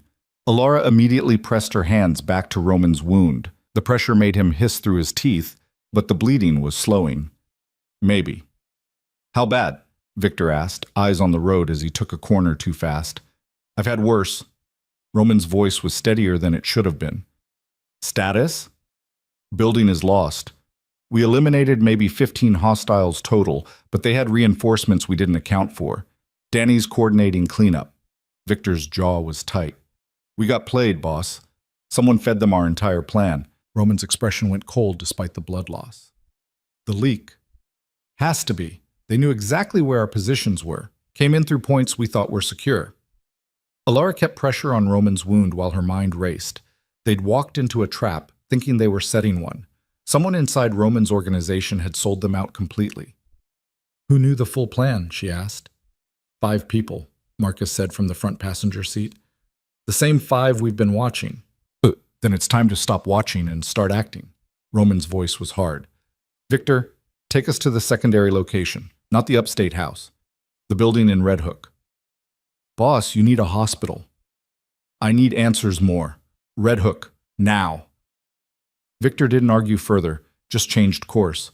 Alara felt the vehicle accelerate even more, weaving through traffic with practiced precision. She looked down at Roman's wound. The bleeding had definitely slowed, but his shirt was soaked through. His face had gone from pale to nearly gray. "You're going to pass out," she said. "Probably." He managed something that might have been a smile. "But not yet." "You're an idiot." "So I've been told." Despite everything, Alara felt her mouth twitch. The absurdity of bandying words with a wounded crime lord while fleeing from people who wanted to kill them both should have broken something in her brain. Instead, it felt almost normal. Maybe that was the real sign she'd lost her mind. The drive took 20 minutes that felt like hours. Alara kept talking to Roman, forcing him to stay conscious, asking him questions about Isabel, about the business, about anything that would keep him focused and alert. She hated violence, Roman said at one point, his voice going distant. Isabel hated everything about this life, but she understood it was necessary, that sometimes protecting people means doing terrible things. "Is that what you tell yourself?" "It's what she told me." His eyes found Alara's. "She said I wasn't a good man, but I could be a good father, that the two things didn't have to be mutually exclusive." "Do you believe that?" "I'm about to find out." The vehicle pulled into what looked like an abandoned warehouse district, red brick buildings with broken windows and graffiti. Not the kind of place Alara would choose to bring a gunshot victim. But when Victor pulled up to one particular building, a garage door opened immediately. They drove inside to a space that was anything but abandoned, clean, well lit, and clearly set up as some kind of secure operations center. People emerged from doorways, more of Roman security, Alara assumed. Someone who looked like a medic rushed forward with a kit. "Get him stabilized," Victor ordered. "Then prep the interrogation room." Marcus helped Alara out of the vehicle while the medic went to work on Roman. She stood there, blood on her hands, watching as they cut away his shirt to access the wound. "You should sit," Marcus said gently. "I'm fine." "You're shaking." Alara looked down at her hands. He was right. They trembled uncontrollably, adrenaline crash hitting all at once. Marcus guided her to a chair and pressed a bottle of water into her hands. "Drink. You need to stay hydrated for the baby." The baby, right. Because on top of everything else, she was still pregnant, still carrying the child everyone wanted dead. She drank mechanically, watching the medic work on Roman, watching his face tighten with pain when the man probed the wound, watching him refuse sedation even when offered. "Clean exit wound," the medic announced after what felt like forever. "Missed anything vital? You got lucky, boss." "Lucky."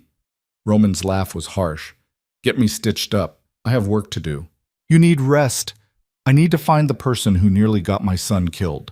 Patch me up and get out of my way." The medic knew better than to argue. He worked quickly, stitching and bandaging while Roman sat stone-faced. When it was done, someone handed him a clean shirt. Roman stood carefully, testing his range of motion. Grimaced, but nodded. "Bring them all in," he said to Victor. "All 5 suspects. I don't care what excuses they give. I want them here in the next hour." "Already done. They're in holding." "Good." Roman's pale eyes were cold enough to freeze blood. "Let's find out which one sold us out." He started toward a door at the far end of the warehouse, then stopped when he realized Alara was following. "You should rest. There's a room upstairs. Clean. Secure." "I'm coming with you." "Alara, someone betrayed us today. Nearly got us both killed. Nearly killed your son." Her voice was steel. "I want to see their face when you figure out who it was." Roman studied her for a long moment, then nodded. "All right, but stay behind me, and if I tell you to leave, you leave. Understood?" "Understood." They moved through the building, Marcus and Victor flanking them, both armed and alert. Through corridors that felt industrial and cold, downstairs that echoed with their footsteps.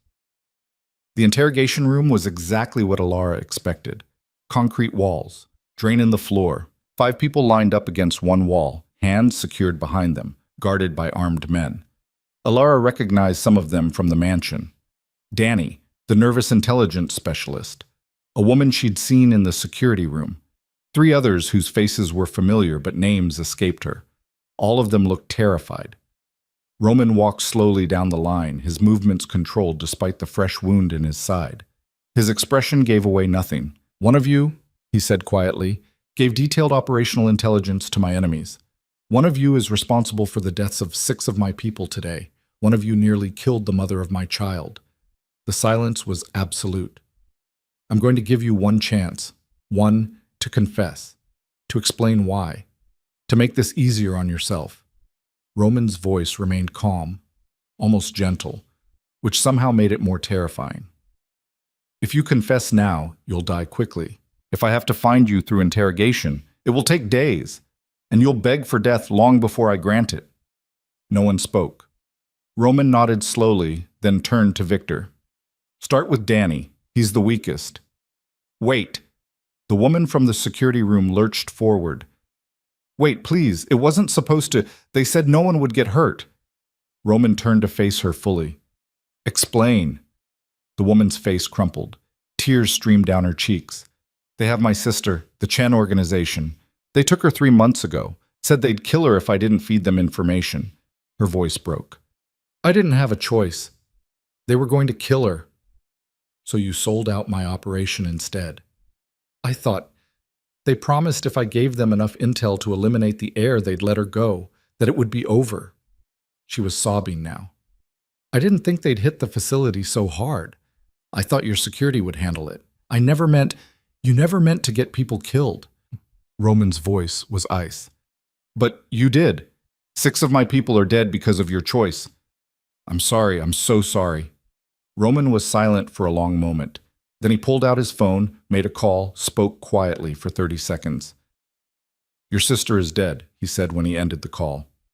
The Chen organization killed her 2 months ago. You've been working for them for free ever since. The woman's knees buckled. She collapsed completely, wailing. Alara felt sick. Roman turned to Victor. Get her out of my sight. The rest of them are clean. Run them through additional vetting, but they're not our leak. He paused. And find out if the Chen organization has taken anyone else's family members. I want a full accounting by morning. What about her? Victor gestured to the sobbing woman. Roman's expression was carved from stone. Make it quick. She was manipulated, but she still made her choice, and my people are still dead because of it. He walked out without another word. Alara followed, her stomach churning. Behind them, the woman's cries cut off abruptly. She didn't want to know how Victor had silenced her. Roman made it halfway up the stairs before his legs gave out. He caught himself on the railing, breathing hard. Alara was there immediately, supporting his weight. You're an idiot, she said again. You should be in bed, not executing traitors. Had to be done. Could have waited until you weren't bleeding through your bandages. Roman looked down. Fresh blood seeped through his shirt. Apparently so. Marcus appeared from nowhere, taking Roman's other side. Medical suite is this way. And boss, you're staying put this time. Doctor's orders. You're not a doctor. No, but she is. Marcus nodded toward a woman approaching with another medical kit. And she's mean enough that even you won't argue. The doctor, 50s, iron gray hair, expression that brooked no nonsense, pointed at a nearby room. In? Now. And you cheat? She looked at Alara. You're getting examined too. I can see you favoring your left side. Either you're hurt or the baby is in distress. Alara hadn't even realized she was favoring anything. But now that the doctor mentioned it, her left side did ache. A deep, persistent throb that might have been a pulled muscle or might have been something worse. They ended up in adjacent exam rooms. Alara could hear the doctor scolding Roman through the wall while another medic checked her over. Blood pressure elevated but not dangerous. Baby's heartbeat strong and steady, just bruised ribs from being hauled around during the firefight. You need to rest, the medic said firmly. Real rest. Not whatever version of rest you've been doing. I'll rest when I'm dead. The medic gave her a look. That can be arranged if you keep pushing yourself like this. Fair point. When Alara emerged from her exam, Roman was being settled into a bed with an IV line running into his arm. He looked furious about it. 2 hours, the doctor was saying. Then we reassess. But you lost more blood than you're admitting, and that wound needs time to close properly. I don't have 2 hours to... You do now. The doctor's tone left no room for argument. She turned to Alara. You. Talk sense into him. He might actually listen to you. Then she was gone, leaving Alara alone with Roman in the medical suite. They stared at each other for a long moment. You should sleep, Roman said finally. So should you. I will. In 2 hours. Alara moved to the chair beside his bed and sat, wincing as her bruised ribs protested. We could have died today, she said quietly. I know. Your plan failed, completely. I know that too. And you nearly bled out on a warehouse floor because you refused to go to an actual hospital. Roman's mouth twitched. Are you building to a point? My point is that this is insane, all of it. The violence, the danger, the fact that I'm sitting here covered in blood talking to a wounded crime lord like this is somehow normal now. Welcome to my world, Alara laughed, the sound slightly unhinged. Your world is terrible. Yes, but it's kept my son alive so far. Roman's hand moved to rest on the blanket near where Alara's was. Not touching, but close. And it's kept you alive, which matters more than you probably think it should. Why? Because you're Isabel's sister. Because you're carrying my child. Because despite everything, you're brave enough to stand in that medical facility instead of running when you had the chance. His pale eyes held hers. Because somewhere in this mess, you stopped being just a surrogate and became something else entirely. Alara's breath caught. What else? I don't know yet. Roman's voice was quiet. But I know that when I saw you aim that gun today, saw you cover that guard's wound instead of saving yourself, something shifted. You're not who I thought you were. Neither are you. They sat in silence, the weight of shared trauma and impossible circumstances pressing down on them both. Finally, Roman spoke again. The Chen organization needs to be dealt with, permanently. They've made their move and failed. They won't get another chance. How? Carefully, thoroughly. In a way that sends a message to everyone else considering making a play for my heir. His expression hardened. But first, I need to make sure you're protected. That means changes, more security, different location, possibly a different approach entirely. What kind of approach? Roman was quiet for a long moment. When he spoke, his voice carried a weight Alara hadn't heard before. Marriage. Alara's brain stuttered to a halt. Excuse me? Legal marriage. It would give you protected status. Make you untouchable under the agreements I have with other organizations. And it would give our son legitimate claim to everything I've built. You want to marry me for legal protection. I want to marry you because it's the smartest move strategically, because it consolidates power and eliminates ambiguity about succession, because it makes you family in a way that even my enemies can't ignore. Alara stared at him, trying to process the absurdity of receiving a marriage proposal from a man she'd met less than 2 months ago. A man who'd kidnapped her, trapped her, nearly gotten her killed today. A man who'd also protected her, fed her, shared pieces of his dead wife with her, took a bullet while getting her to safety. That's the worst proposal I've ever heard, she said finally. Roman almost smiled. I'm aware, but it's also practical. And right now, practical is what keeps us alive. You don't love me. No, but I respect you. And that's a better foundation than most marriages have. Alara wanted to argue, to point out all the reasons this was insane. Instead, she thought about the nursery, about the baby growing inside her, about the fact that even if she walked away tomorrow, she'd always be connected to this child, to Roman, to the dangerous world he inhabited. Maybe legal protection wasn't the worst idea. Maybe survival required unconventional choices. I need time to think, she said. You have until I'm released from this bed. Roman's eyes were already closing, exhaustion finally catching up to him. Then we move forward, one way or another. Alara watched him slip into sleep, his breathing evening out. Even unconscious, he looked dangerous, like a weapon temporarily at rest. She pressed her hand to her stomach, feeling the baby shift. Your father is insane, she whispered, and apparently he wants to marry me. What do you think about that? The baby kicked once. Whether it was approval or protest, Alara couldn't tell. She settled deeper into the chair, too exhausted to move upstairs to whatever room they'd prepared for her. Her eyes drifted closed. And for the first time since this nightmare began, Alara Quinn started to think that maybe survival meant more than just staying alive. Maybe it meant choosing to fight for something bigger than herself. Even if that something came wrapped in violence, danger, and a marriage proposal delivered from a hospital bed by a man who'd never pretended to love her. When Alara woke, Roman was already awake, arguing with the doctor about being discharged. 24 hours minimum, the doctor was saying, her voice brooking no argument. You tore 3 stitches already. Move around too much and you'll tear them all. I have work to do. Your work can wait. No, it can't. Roman's voice was hard. Every hour I spend in this bed is an hour my enemies use to regroup. I need to move now. Alara sat up, her own body protesting. The bruised ribs had stiffened overnight, and her back felt like someone had used it as a punching bag. He's right, she said quietly. The doctor turned to her, eyebrows raised. I'm sorry? He's right. Waiting gives them time to plan another attack.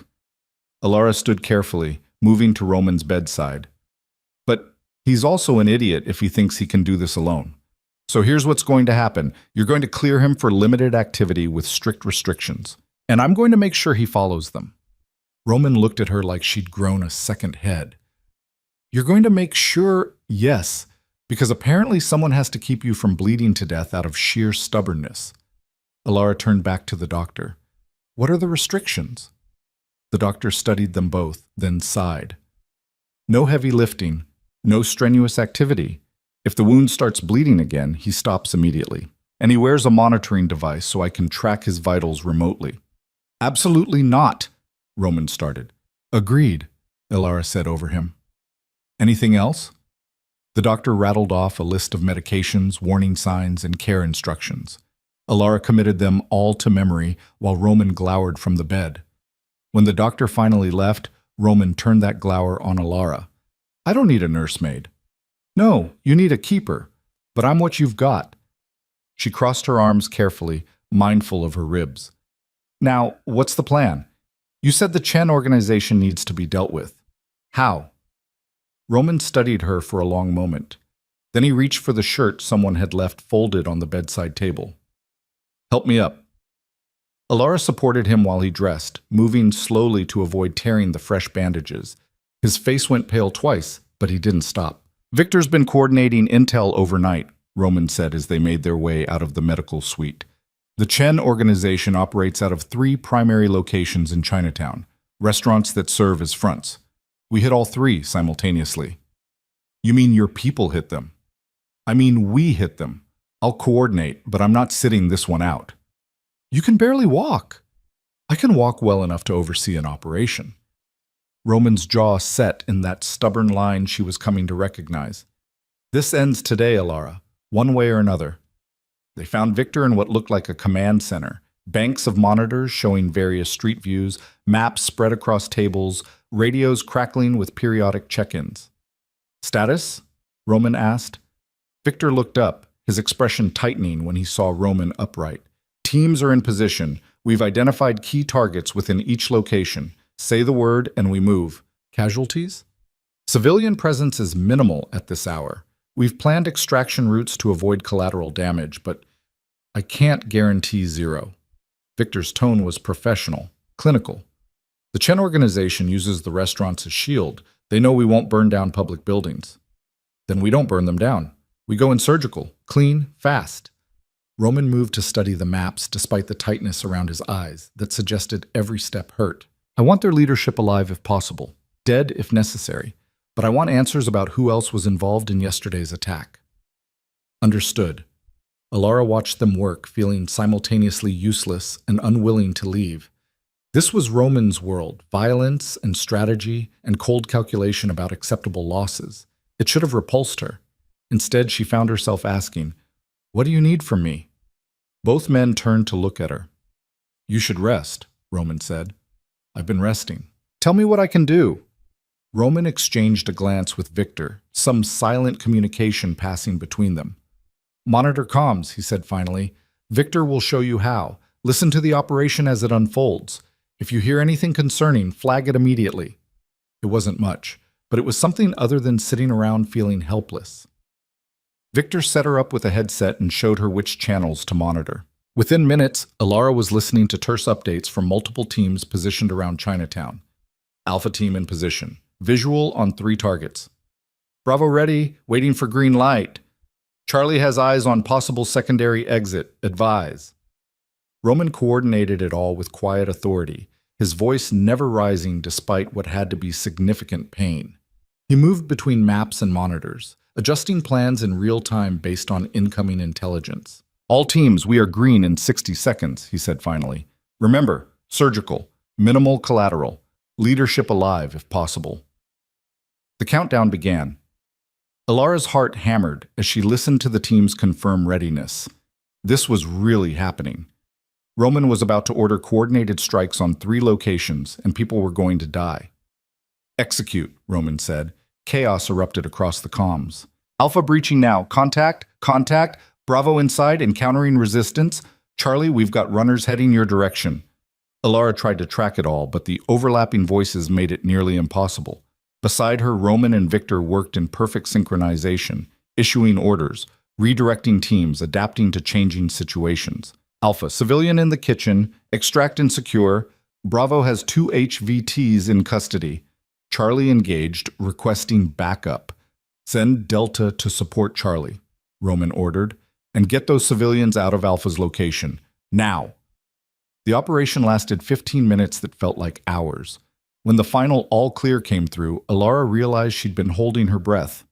Casualty report, Roman said. 2 injured, non-critical, 0 civilian casualties. We have 5 high-value targets in custody, including Chen's second-in-command. Roman's expression didn't change, but Alara saw something release in his shoulders. Bring them here. I want interrogation started within the hour. As the teams began their extraction, Roman finally allowed himself to sink into a chair. His face had gone gray again, and fresh blood seeped through his shirt. You're bleeding, Alara said. I'm aware. Let me see. Alara, let me see. He relented, and Alara carefully lifted his shirt to examine the bandages. 3 stitches had definitely torn. The wound wasn't hemorrhaging, but it needed attention. She found the medical supplies Victor kept nearby and set to work cleaning and rebandaging, her hands steadier than she'd expected. Roman sat perfectly still, watching her face. You're getting good at this, he observed. I'm getting practice I never wanted. Alara secured the fresh bandage. You need to stop moving around. After the interrogations, you're impossible. So I've been told. Despite everything, Alara felt her mouth twitch. This man had been shot, had coordinated a military-style operation while bleeding, and was still making dry observations like they were discussing the weather. The captured Chen operatives arrived 30 minutes later. Alara watched through one-way glass as Roman interrogated them one by one.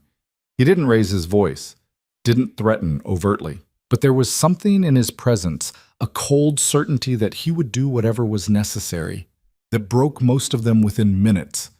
The second-in-command held out longer. You can't prove anything, the man said, his accent thick. You attack legitimate businesses, you'll have authorities involved. The authorities are already involved, on my payroll. Roman leaned forward despite the pain it obviously caused. But that's irrelevant. You ordered the hit on my surrogate. You coordinated with my traitor to nearly kill the mother of my child. I don't need to prove anything to anyone except myself. You kill me, Chen will retaliate. Chen is dead, killed 30 minutes ago when my people raided his personal residence. Roman's voice was flat. His organization is finished. The only question now is whether you die quickly or slowly. And that depends entirely on what you tell me in the next 5 minutes. The man's face went slack. Chen is... You're lying. Victor, confirmation. Victor held up his phone, showing a photograph that made Alara's stomach turn. She looked away quickly, but not before registering the body, the blood, the finality. The second-in-command broke. He talked for 20 minutes straight. Names, connections, other organizations that had been involved in the planning, the full scope of the conspiracy to eliminate Roman's heir. When he finished, Roman stood slowly. Thank you for your cooperation. You said quick if I talked. I did. Roman pulled his weapon. And I keep my promises. Alara turned away before the shot rang out, her hands pressing against her ears even though it was too late. When she looked back, Roman was already walking out of the interrogation room, his expression completely blank. He found her in the hallway, standing with her back against the wall, trying to process what she'd just witnessed. "You didn't have to watch that," he said quietly. Yes, I did. Alar's voice was rough. If I'm going to be part of this, if I'm going to marry you and raise a child in your world, I need to understand what that actually means. Roman studied her face. And what does it mean? It means you're not a good man. You've never pretended to be. Alara met his eyes. But you're a man who keeps his word, who protects what's his, and right now that includes me and this baby, so I can live with the rest of it. Something shifted in Roman's expression. Relief, maybe. Or recognition. The other organizations he named, I'll need to address them. Make it clear that any further attempts on my heir will be met with total war. How long will that take? 72 hours, maybe less. Roman reached out, his hand finding hers. Then we get married. Quietly, with legal documentation that makes you untouchable. And we prepare for my son to be born into a world I've made as safe as possible. Alara's fingers tightened on his. And after he's born? What happens to me? Roman was quiet for a moment. That depends on what you want. The original agreement was that you'd be compensated and free to leave. That offer still stands. He paused. But I'm hoping you'll choose to stay. Why? Because my son deserves to know his aunt. Because you're braver than most people I've met. Because somewhere in this mess, I've started to actually respect who you are as a person. His pale eyes held hers. And because Isabel would have wanted you in his life. I'm certain of it. Alara's throat tightened. I haven't decided yet. I know, but you have time. Roman's thumb brushed across her knuckles. All the time you need. The next 3 days passed in a blur of activity that Alara observed mostly from the sidelines. Roman reached out to the organizations that had been named during interrogation, having carefully documented conversations that Alara listened to through secure lines. Some were conciliatory. Some were threatening. All ended with the same message. The heir was off limits, protected by agreements that transcended normal business disputes. By the third day, Victor confirmed that all parties had agreed to stand down. The immediate threat was over. It won't last forever, Roman told Alara that evening. They were back at the upstate house, the one with the finished nursery and views of endless forest. There will always be ambitious people who think they can make a play, but for now, we have breathing room. Enough to get married? Enough to get married. He pulled out a small box from his jacket pocket. I had this made. You don't have to wear it if you don't want to, but I thought... He opened the box to reveal a ring. Simple platinum band with a single stone. Not a diamond, Alara realized. Sapphire, maybe. Or something else blue. Isabel's birthstone, Roman said quietly. I thought you should have something of hers, since you never got to meet. Alara took the box with shaking hands. The ring was beautiful in its simplicity. Nothing ostentatious, just elegant and meaningful. When? She asked. Tomorrow. I've arranged for a judge who asks no questions, witnesses who can be trusted. It'll be legal and binding, but private. No ceremony. No ceremony. Unless you want one. Alara thought about traditional weddings. White dresses and flowers, and people celebrating love. This wasn't that. This was survival wrapped in legal protection. But it was also something else. Something she was still trying to name. Private is fine, she said. But I want one thing. Name it. I want to know everything about Isabel, not just the highlights, everything. Her flaws, her mistakes, what made her angry, what made her cry. Alara met Roman's eyes. If I'm going to help raise her son, I need to know who she really was. Roman was quiet for a long moment. All right. After the ceremony, I'll tell you everything. The wedding happened in the library of the upstate house, with Victor and Marcus as witnesses, and a judge who clearly knew better than to ask questions about the pregnant bride or the groom who moved carefully due to a recent gunshot wound. Alara wore a simple dress that accommodated her growing stomach. Roman wore a dark suit. They exchanged vows that were purely legal, no poetry or promises of eternal love, just a contract that bound them together under law. When the judge pronounced them married, Roman kissed her, briefly. A formality. But his hand lingered on her face, and there was something in his eyes that looked almost like hope. Afterward, they sat in the study where Alara had first seen Isabel's photographs. Roman poured himself whiskey and Alara juice, and then he talked. He told her about Isabel's temper, how she'd throw things when angry and then feel guilty about it later. About her insecurity around other women who seemed to have their lives together. About the miscarriage she'd had 2 years into their marriage and how it had broken something in her that took months to heal. He told her about Isabel's relationship with her mother, complicated and painful. About the career she'd given up to be with Roman and how she sometimes resented that choice, even though she'd never admit it. He talked for hours, painting a picture of a woman who was brilliant and flawed and human. Not the saint Alara had been building in her head, but a real person who'd made mistakes and tried to do better. She would have liked you, Roman said finally. She would have been jealous of how easily you handle chaos, but she would have liked you. Alara pressed her hand to her stomach, feeling the baby shift. I wish I could have met her. So do I. They sat in comfortable silence, the weight of shared grief and impossible circumstances binding them together in ways neither had anticipated. The weeks that followed fell into an unexpected rhythm. Roman worked from the house, managing his empire through secure connections while his wound healed. Alara read everything she could find about pregnancy and childbirth, preparing for something that still felt surreal. They had dinner together most nights, talked about everything from politics to books to whether their son should learn multiple languages from birth. The conversations were easier than they should have been, given the circumstances. And slowly, without either of them acknowledging it, something shifted.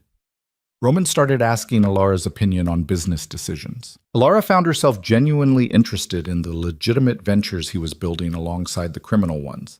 They debated strategy and ethics and whether it was possible to build something good from a foundation of violence. 6 weeks after the wedding, Alara woke in the middle of the night to find Roman standing in the nursery, staring at the empty crib. Can't sleep? She asked from the doorway. He turned, surprised.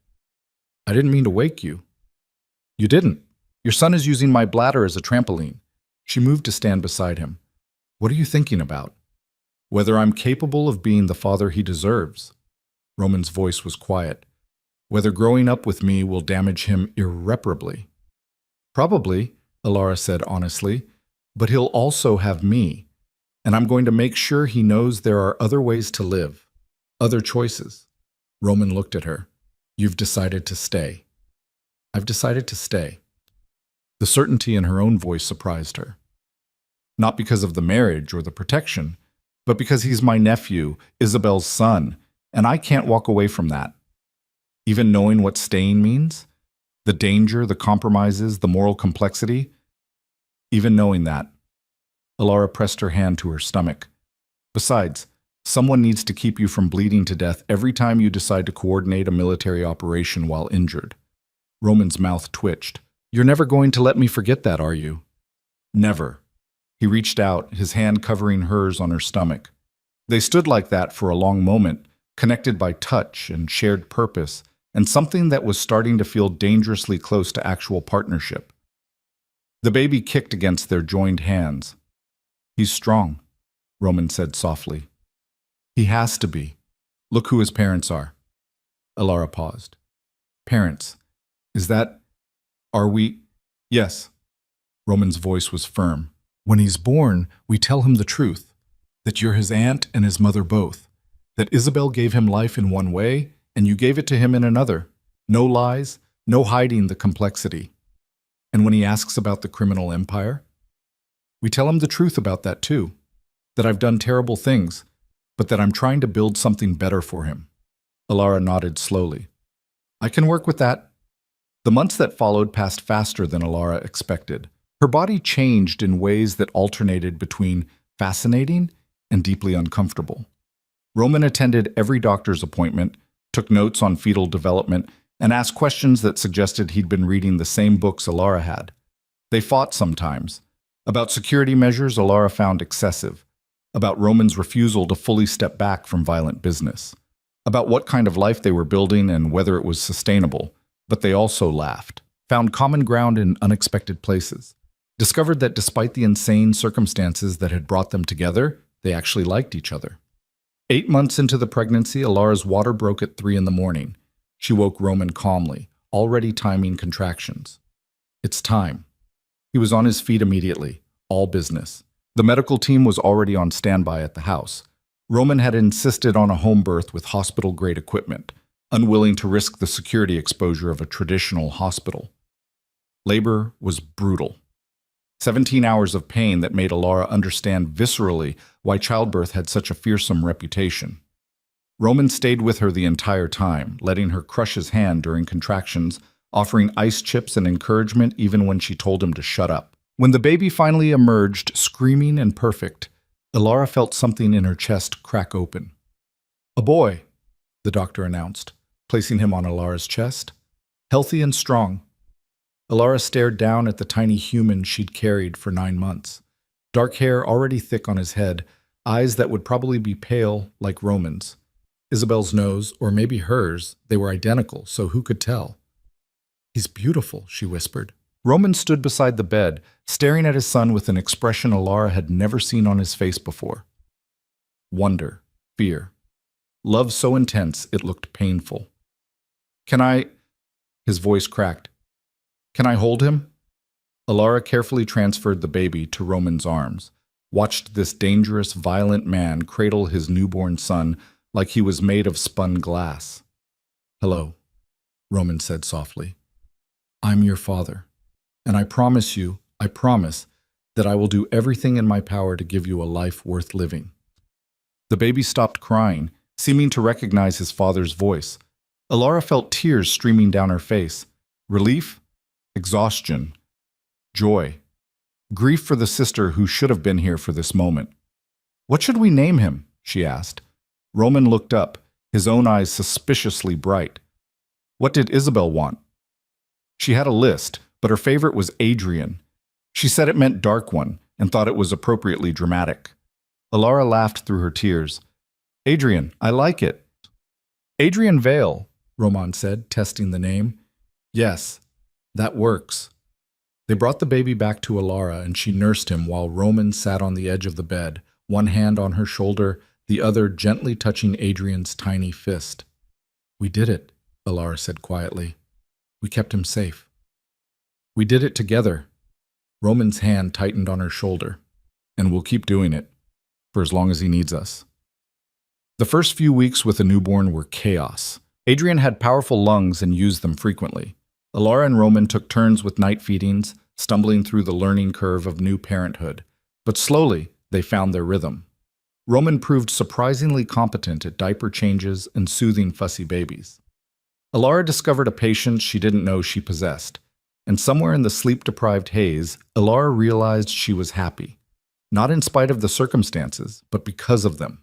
Because Adrian existed. Because Roman was trying so hard to be a good father. Because they'd built something real from the wreckage of impossible situations. 3 months after Adrian's birth, Alara found Roman in the study again, this time reviewing paperwork. "What's all this?" she asked. "Legal documents. I'm setting up a foundation in Isabel's name. It'll help families in crisis, provide resources for people trying to escape dangerous situations." He looked up. "I thought it was time to start building that better world I promised our son." Alara moved to look over his shoulder at the documents. The foundation was real, well-funded, designed to actually help people rather than just be a tax shelter. "She would have loved this," Alara said softly. "I know." Roman's hand found hers. "It's not enough to make up for everything I've done, but it's a start." That night, after Adrian was finally asleep, Roman and Alara sat together on the terrace overlooking the forest. The stars were visible above the trees, countless and cold and somehow comforting. "Do you ever regret it?" Roman asked. "Agreeing to marry me, choosing to stay." Alara considered the question honestly, thought about her old life, the struggling design business, the freedom that had also been loneliness, the autonomy that had come with constant anxiety about money and the future. "No," she said finally. "I don't regret it. This isn't the life I would have chosen if you'd asked me a year ago. But it's the life I have now, and I'm building something good from it." "We," Roman corrected, We're building something good. We, Alara agreed. Roman pulled out his phone, scrolled through something, then handed it to her. I want to show you something. It was a photograph from Isabel's phone, recovered from her personal effects. Isabel, at maybe 25, laughing at something off camera, vibrant, alive, so similar to Alara it was uncanny. I look at Adrian sometimes, and I see her, Roman said quietly. The way he scrunches his nose when he's annoyed, the furrow between his eyebrows when he's concentrating. She's still here, in him. And he's lucky, Alara said, because he gets both of us trying to honor her memory, both of us making sure he knows where he came from. Roman's arm slid around her shoulders, and Alara let herself lean into him. This man who'd started as her captor and become her partner, who'd shown her both the worst and best of what human beings were capable of. Thank you, he said, for everything, for staying, for loving our son, for not running when you had every reason to. Thank you for keeping your promises. Alara's hand rested over his, for giving me a family I didn't know I needed. But they sat in comfortable silence, watching stars wheel overhead, while inside their son slept peacefully in a nursery prepared with love and hope and the memory of a woman they'd both lost but would never forget. 2 years later, Alara stood in that same nursery, watching Adrian sleep in his crib. He was bigger now, no longer an infant, but a toddler with Roman's eyes and Isabel's stubborn chin and a personality that was entirely his own. The foundation Roman had started was thriving. He'd stepped back from the most violent aspects of his business, delegating to trusted people while focusing on legitimate ventures. It wasn't perfect. There were still moral compromises, still danger. But it was better. Alara had started designing again, working from home on projects that interested her. She'd found a new community among the other families in Roman's orbit, people who understood the complexity of loving someone who operated in moral gray areas. And she and Roman had found something she hadn't expected. Not the passionate romance of movies, but something steadier. Partnership built on mutual respect and shared purpose. Affection that had grown from proximity and cooperation into something deeper. They didn't say, "I love you." Neither of them was ready for that weight, but they said other things. "I trust you. I'm glad you're here. We make a good team." And maybe that was enough. Roman appeared in his doorway, freshly showered after a business dinner. He asleep? Finally, he fought it for an hour. Alara moved away from the crib carefully. How was the meeting? Productive. The expansion into legitimate real estate is moving forward. He moved to stand beside her, both of them looking down at their sleeping son. He looks more like Isabel every day. He has your stubborn streak, though. Unfortunately, Roman's hand found the small of Alara's back, a gesture that had become natural over months of co-parenting. I've been thinking. That's usually dangerous, he smiled, about expanding the family, not immediately, but in a year or two maybe. Give Adrian a sibling. Alara turned to look at him, genuinely surprised. You want another child? I want Adrian to have what we didn't. Family, siblings, connections that go beyond just business or obligation. Roman's pale eyes met hers. And I think we've proven we can do this. Build something good together. Alara thought about it. Another pregnancy? Another child? More chaos and sleepless nights and impossible love.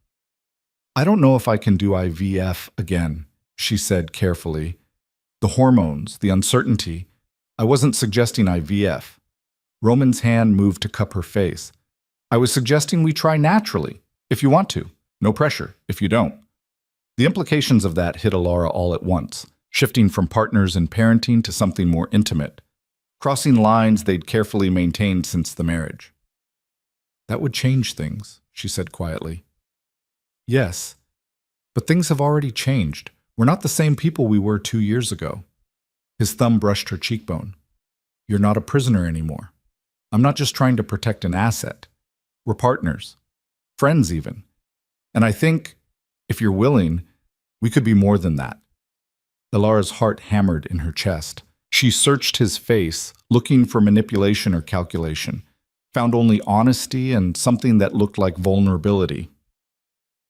I need time, she said, to think about what that would mean, what I want. Take all the time you need. Roman's hand dropped away. I'm not going anywhere. Over the following weeks, Alara watched Roman with new eyes. Noticed the way he made her coffee exactly how she liked it without asking. How he listened when she talked about her design work, offering genuine feedback rather than just placating her. How he was patient with Adrian's tantrums but firm about boundaries. How he'd changed from the cold crime lord who'd first revealed her impossible situation into someone who actually tried to be better. Not perfect, never perfect, but better. And she realized that somewhere in the chaos and compromise and shared purpose, she'd fallen for him. Not dramatically, not with fireworks, but quietly and steadily. Like learning to trust someone who'd earned it through consistent action. One night, 3 months after his initial suggestion, Alara found Roman in his office reviewing foundation reports. "I've been thinking about what you said," she began. He looked up immediately, setting aside his work. And I think..." She moved closer, her heart racing. "I think maybe we should try. Not right away, but soon, when we're both ready." Roman stood, moving around the desk to stand in front of her. "You're sure?" "No, but I'm sure I want to find out where this goes. We've built something good for Adrian. Maybe we can build something good for us too." He kissed her then. Not the brief formality from their wedding, but something real, testing, asking permission even as he granted it. Alara kissed him back, letting herself fall into this impossible man who'd somehow become her partner, her friend, and now potentially something more. When they finally broke apart, Roman rested his forehead against hers. "Isabel would approve," he said softly. "She always said I needed someone who'd challenge me, who wouldn't just accept what I told them to accept." "She sounds like she was smart." "She was, and I think..." He paused. "I think she'd be happy that you and I found each other, even if the circumstances were insane." "Especially because the circumstances were insane," Alara corrected. "Nothing about our family is normal. Why should our relationship be?" Roman laughed, and the sound was lighter than anything Alara had heard from him before. They stood like that for a long moment, forehead to forehead, breathing each other in, building something new on the foundation of everything they'd survived. Outside, night settled over the forest. In his nursery, Adrian slept peacefully, protected by parents who'd chosen each other through impossible circumstances and decided to keep choosing each other every day after. The threats would never fully disappear. Roman's world would always have dangers, but they'd face them together now, not just for survival, but because they'd built something worth protecting. A family created from loss and chaos and accidental love. A son who would grow up knowing he was wanted. Knowing that sometimes the best things came from the worst beginnings. Knowing that family wasn't just blood, but choice and commitment, and the willingness to stay when leaving would be easier. And two people who'd started as captor and captive, who'd become partners, and who were slowly, carefully becoming something neither of them had words for yet. But love, Alara thought, would probably cover it eventually. For now, though, partnership was enough. Partnership. And the promise of more tomorrows together than either of them had expected to have. The story that began with Alara waking in a stranger's mansion, pregnant and trapped, had transformed into something she never could have anticipated. She'd found the sister she never knew she had, even if only in stories and photographs. She'd become a mother to a child who carried that sister's legacy forward, and she'd found a partner in the last person she should have trusted. Life was messy and complicated and morally gray, but it was also beautiful in its own imperfect way. And as Roman's arms wrapped around her in his study, with their son sleeping peacefully down the hall and years of possibilities stretching ahead, Alara decided that imperfect was more than good enough. It was real. And real, she'd learned, was better than any fantasy she could have imagined.